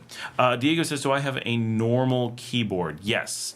Because I have bad hands, I have to have a real keyboard. I can't do any of those ergonomic weird things for crazy people. I find nothing is more comfortable and better for your hands than a normal keyboard. All those like split keyboards and stuff, they hurt your hands, I'm pretty sure. As someone who's had hand issues and been a typist since 1981, I don't believe people with the split keyboards. Like, that's it. They don't do what they say they do. I think that they are a scam. But like a good mechanical keyboard will have different action, and I do think that's easier on your fingers, but only slightly. But if you have like a really, really low movement keyboard, that is harder on your hands. TJ says, I'm sure all the fighting I didn't help either. That might be the issue, TJ. Sammy says, you should also go to Mombacho. The cable run is like twice as long. It's good, plus they got hiking with guides. Oh, they have a cable there now. Oh, that's good to know. I don't know if we'll have time for that. Mostly we're chilling with a whole bunch of beer and just looking at the lake, but we'll see. Tiffany says, love kayaking, so I can understand. Why would they want to do... You understand why they would want to do that activity. You know, when I was younger, I liked kayaking, and then the wrist thing. So to me, kayaking is physically painful, even though I like gliding across the water. Like, that part's cool. All right, the girls are typing to me as I'm doing the show, and I'm like, oh yeah, here's some stuff on Laguna de Apoyo, because they've never been, and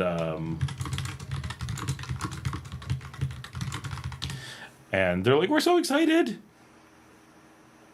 because they never get to do stuff like this. Ava has the craziest week because she is, oh, hold on.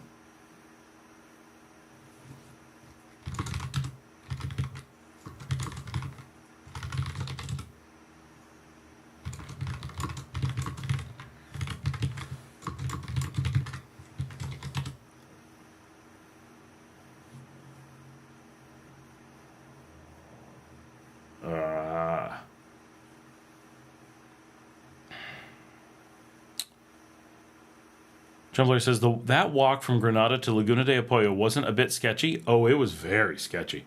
I went past the cemetery and up the hill past like Casa Israel, I think it was. This was 10 years ago, right? It was sketchy. Absolutely, it was sketchy. It was crazy. And I accidentally got so far that the sun went down at Apoyo. I had to walk all the way back in the dark with no streetlights. It was dangerous just not to twist my ankle. And I was going past, back then, it was shanty town the whole way. Just lean-tos.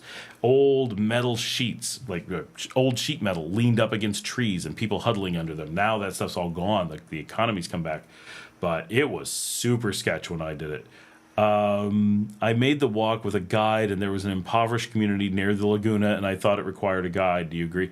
I didn't need a guide. I mean, I'm a big guy. I would do it again without a worry. But if you're, smaller than me or nervous or don't know what you're doing or a single girl or something, yeah, I wouldn't do that walk alone. But I'm sure it's better now anyway. But yeah, it was definitely up from the cemetery up to the ridge was an interesting walk. I'm glad that my wife didn't see me walking it. She would have been mad that I was there on my own. Talking about bowling, have you ever went to Escape? I have some videos from Escape.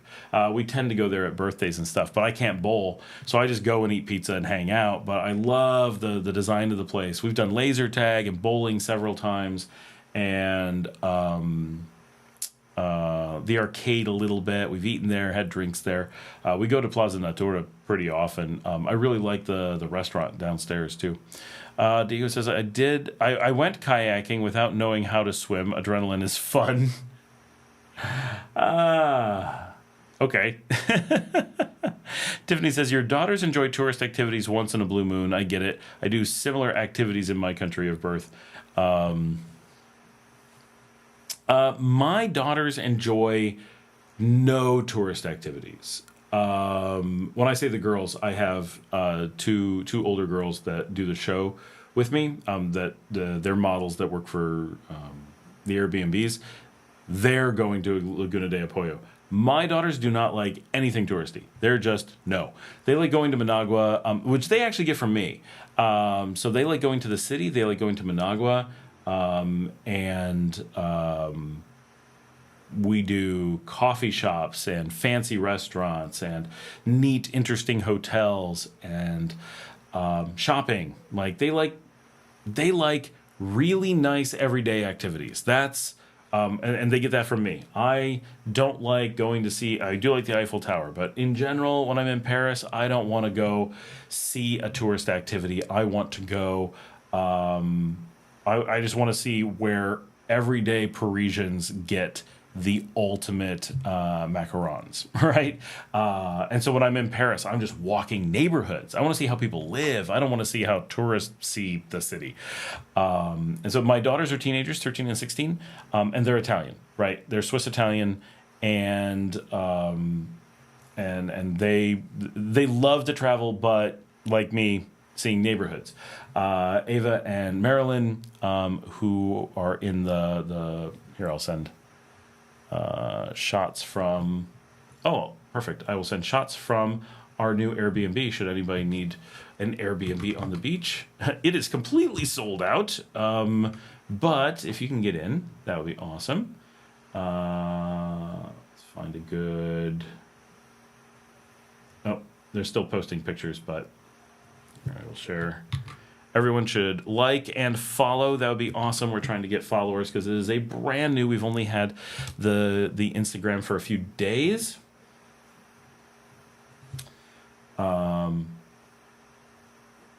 But this is, so we have 781 followers after like 5 days, I think. No, it must be older than that, but just a few days. How old is it? March 25th. Okay, so it's more like a month. But we weren't really posting anything. We did a model shoot with the girls, and so that is Marilyn in that picture, and her sister Ava. Ava is moving. Is the one. This is the quick story. We said 4 hours ago when the show started. We said Ava has been on the show for the last 3 years, but only once in a great while. But she was on the show that made the episode that made the show take off, the Corinto show, and. So she's been around for a long time and worked for us for a long time. She is moving to Australia with her husband in 11 days. And it's 30 minutes to midnight, 10 days. She's the one I'm talking to in the background. She's super excited. She's the one that's like, we're doing canopy, we're doing kayaking, we're going. She's like, I moved everything in my life to make this trip possible. So she is dedicated to going.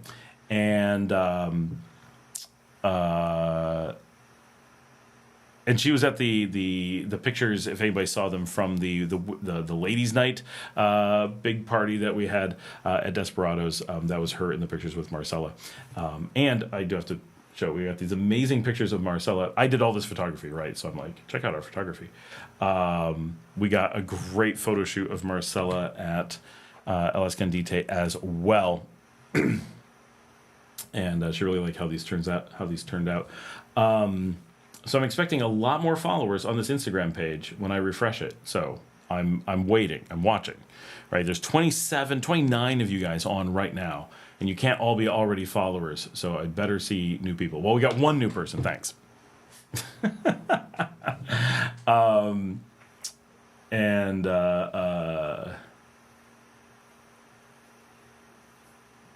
So Marilyn and her sister Ava. So her sister's leaving in 11 days, and Marilyn neither of them have really seen the country. They just went and saw Matagalpa. Ava, the older one, has been to Matagalpa one time with her friends just last year, and Marilyn has never seen it. So they went. That was Marilyn's first time seeing it. She's seen Chinandega. She went to school in Leon, and she now has visited Matagalpa. One time she saw a house in Managua, and that is it. I do not know if she's ever been to Ometepe. If she has, that's the only other place she's ever been. I'm pretty confident that she's never been to Grenada. I'll actually ask that.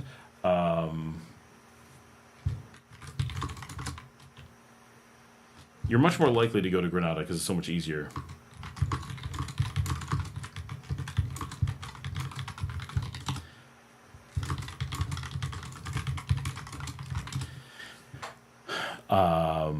But so there's so much of the country that she doesn't know and hasn't seen. Like, she knows where things are. She wants to go to Esteli. We were supposed to go to Esteli earlier this week, and that didn't work out.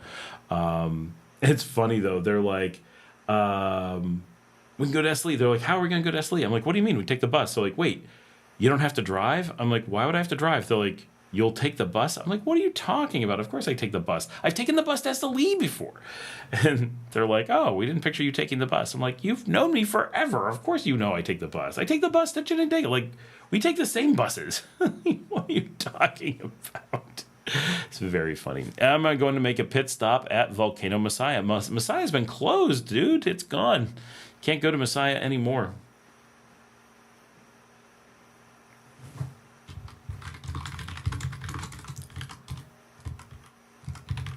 Yes, confirmed. She has not been to Grenada. So that's like never having been to Grenada. Like, that's a really big deal to not having seen that. TJ says, I'm watching the video about how to pay for a car. Oh, did you ask about financing a car? There's like basically don't. Like, there's just no way.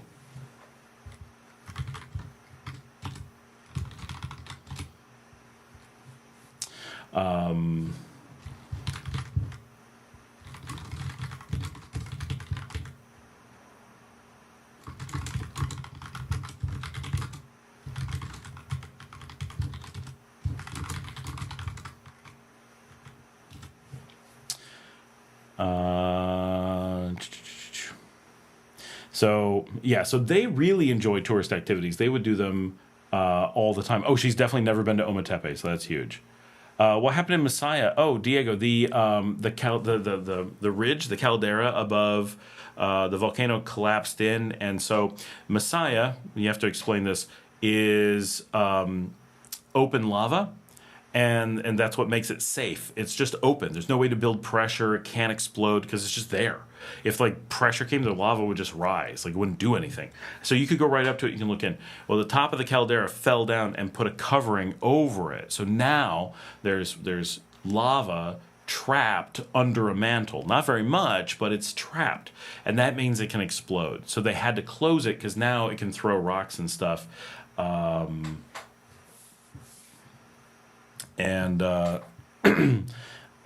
So it's just dangerous. So it's no more active than it used to be. It's just that now there's the previous safety mechanism that was there is no longer there. Now, is it going to be open again in weeks or months? We don't know. It's got to change. It's got to open back up, but it may have to explode to open back up. And it's been closed for about a year. So we're already at quite a bit of time. So we're going to see.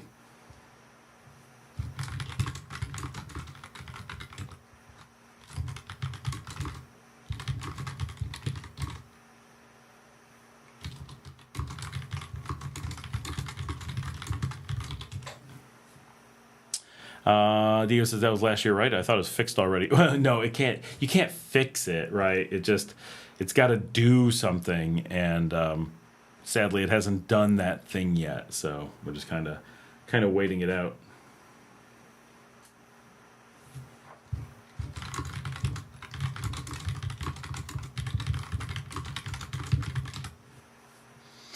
Send a ton of guys in with shovels and clear out the chimney.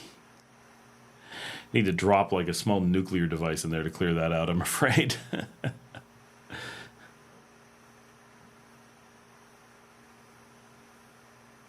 So I'm just talking, there's like, the places I listed are the only places she has ever traveled. She's never seen, and this is most of the people I know here, they've never seen the border. And that's something, as someone who grew up on the U.S.-Canadian border and crossing the border or something, I can't remember being so young that the border was new, right? It's just always been something that we went over. And as an adult, going to other countries, just something we always did. And like Canada is something we would see on a regular basis. Even if we weren't going, you'd see it. You'd be like, yeah, it's right there, right? It's right across the river. It's right over, and going between states and stuff, like just so much travel you do all the time. And so many Nicaraguans, and even Marcela, who is older and has been a lot more places and done a lot more things, is constantly like, oh, Josimar and I went to the Honduran border. I didn't go into Honduras. I just drove him to the border so I could drop him off and he's going to cross on foot. And she wasn't available. But she's like, oh, I really wish I could have gone with you. And I'm like, well, it was a last minute thing and we just had to drive. It's just a drive to the border. She's like, yeah, but I've never seen within hours of the border. Like anything in that direction is completely unknown. And it's like, wow, just, the excitement of seeing the next hour. Because the distance between here and the border is, I'm pretty sure, less distance than I bicycled as a kid. I would bicycle farther as a 14-year-old, maybe a 15-year-old, than many Nicaraguans will travel in their lifetime. And that's like, holy cow, to think that their entire lives, not just the majority of their lives, but often their entire lives, are spent within a zone that is so small that you could travel on bicycle. And so for Marilyn, as an example, Ava has managed only in the last year or two to see 2 or 3 times more than she did in most of her life. And Marcela is similar, that there's a bunch she never saw until the last few years. For example, she had never seen Ometepe until we did the Ometepe episode.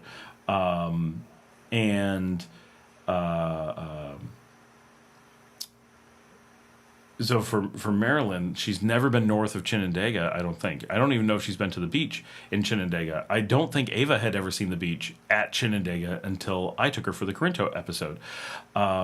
Because it was all new for her, but I had been before. So often I'll go to places that seem like they would be new. And it's like, well, no, I was actually here just 10 years ago or whatever. And so if you look at like Chinandega, if you don't go east to Esteli, which is very hard because of the mountains, you have to go south to Leon. Well, once you're in Leon, you're kind of isolated. It's a long way to anywhere. You have to make a trip to anywhere. So her entire life, and this is amazing because I don't think she ever came to Leon until she was 18. I remember when she was in Leon, and it was like a big deal. At least she had never been to the beach. And so the first time she came to the beach at Leon was recent. And then she went to university at Leon, and she's a doctor now. But as a doctor, who has had access to resources to travel to some degree, right? Because she's been friends with us for a long time. Even with some amount of resources, where it's like, oh, we're going somewhere, you just want to hop in the car. Because she's shy, she never asked that, but it is something that people can do, like just hop a ride with people or take a $2 bus somewhere. Even with that access and knowing people who can travel and such, the amount of just doing so is so little. And so to think that she's never taken the time to get to know Managua, never taken the time to get to know Masaya or Granada or all these places that are so close is amazing to think. But most Nicaraguans are also going to be like, well, I've never actually been in a hotel, for example. So if you were to go somewhere, how do you stay? If you don't have friends there, what do you do? Tiffany says, I definitely like to visit the Corn Islands. I love watching the videos. It does look really nice there. I really hope to do the Corn Islands. I've not made it out. I have friends who have, but I have not made it. Sammy says, Chinandega to Vulcan Consanguina. I still need to do. I have done almost to Potosí. The road was closed when I did it last, but I've made it to all the volcanoes, I'm pretty sure. I've not done the ferry over to Salvador. I want to do that. It was not there last time I was up. Diego says, that's so true. Most people I know from Managua only know Granada and Pochomil. Right. And a fair number know Leon. You know, honestly, Leon is not that far, and there's a really easy shuttle. But yeah, Nicaragua is way too unknown to its own people. And the public transportation is so good that I feel like there needs to be a whole program for helping Nicaraguans get around their own country and have, but part of the problem is, well, why would you go there? Like, let's just take Rivas as an example. If you are from Leon and someone's like, oh, we should go to Rivas, they'd be like, why? Like, I get it, I want to see a new place, don't get me wrong, but it costs money to go there. It costs a lot of money to stay there. It potentially costs money to eat there, because you got to go to a restaurant or whatever. It starts adding up, and then you're like, and what will we do when we're there? And it's like, well, I don't know. I don't know what's there. And then when you get there, it's like, well, we can sit in the park. We can walk around to shops. We can maybe get ice cream. But it's all things you can do in your own city. Sure, seeing a different park is nice. Seeing different buildings is nice. Having a waterfront not too far away is nice if you can get there. But it's, you know, it's a town over in San Jorge. It's beautiful, by the way. And so it's like, as Americans, when we travel, Canadians, whatever, we have this this thing where I'm going to go to another city, and in that city there's going to be, I don't know, a museum, and like we contrive things to go do in those cities, and that's fine. And a lot of it is, I want to stay in a nice hotel and try new restaurants and see what life is like.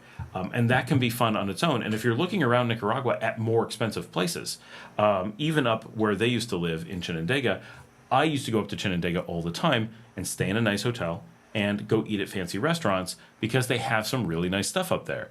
And so for me, Chinandega is this luxury-ish destination. And it's like, oh, and this will happen to me, right? I'll be in the mood for Asian fusion, and I'll want a specific food, and I'm just like, I'm gonna go stay in Chinandega and go out to eat, and then do some stuff in the morning. And there's a museum I like nearby, and so always some neighborhood I want to walk, you know, and it'll just be a fun day. And I can go stay, and it seems like, oh, what a great way to see the country, what a fun thing to do.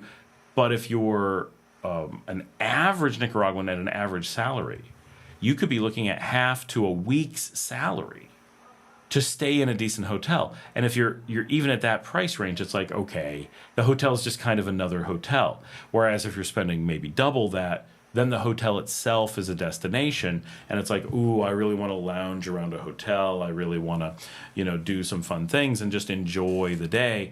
And those things are often out of reach if you with typical Nicaraguan budgets. And so the idea of like, oh, is there a nice hotel in Rivas? Maybe. Are you going to blow a huge amount of your budget? And this is stuff you have to live on. Like this is not disposable income. Are you going to spend this huge amount of money and go see if this hotel is worth having spent all that money on for one night? Right. And then what are you going to do? You spent all this money on the hotel. You're just going to sit around the hotel and hope that it's really good. And then the hotel restaurant's really expensive. What if the food's not really awesome? That makes it really difficult to do travel. Things that North Americans would often think nothing of is potentially just outrageously expensive for a Nicaraguan, and so they stay in hostels and do things that are really cheap, and that's great, and it allows them to go places. But then the place that they're staying in isn't a destination, and the problem continues. And so then it's okay. What do you find to make it interesting, right?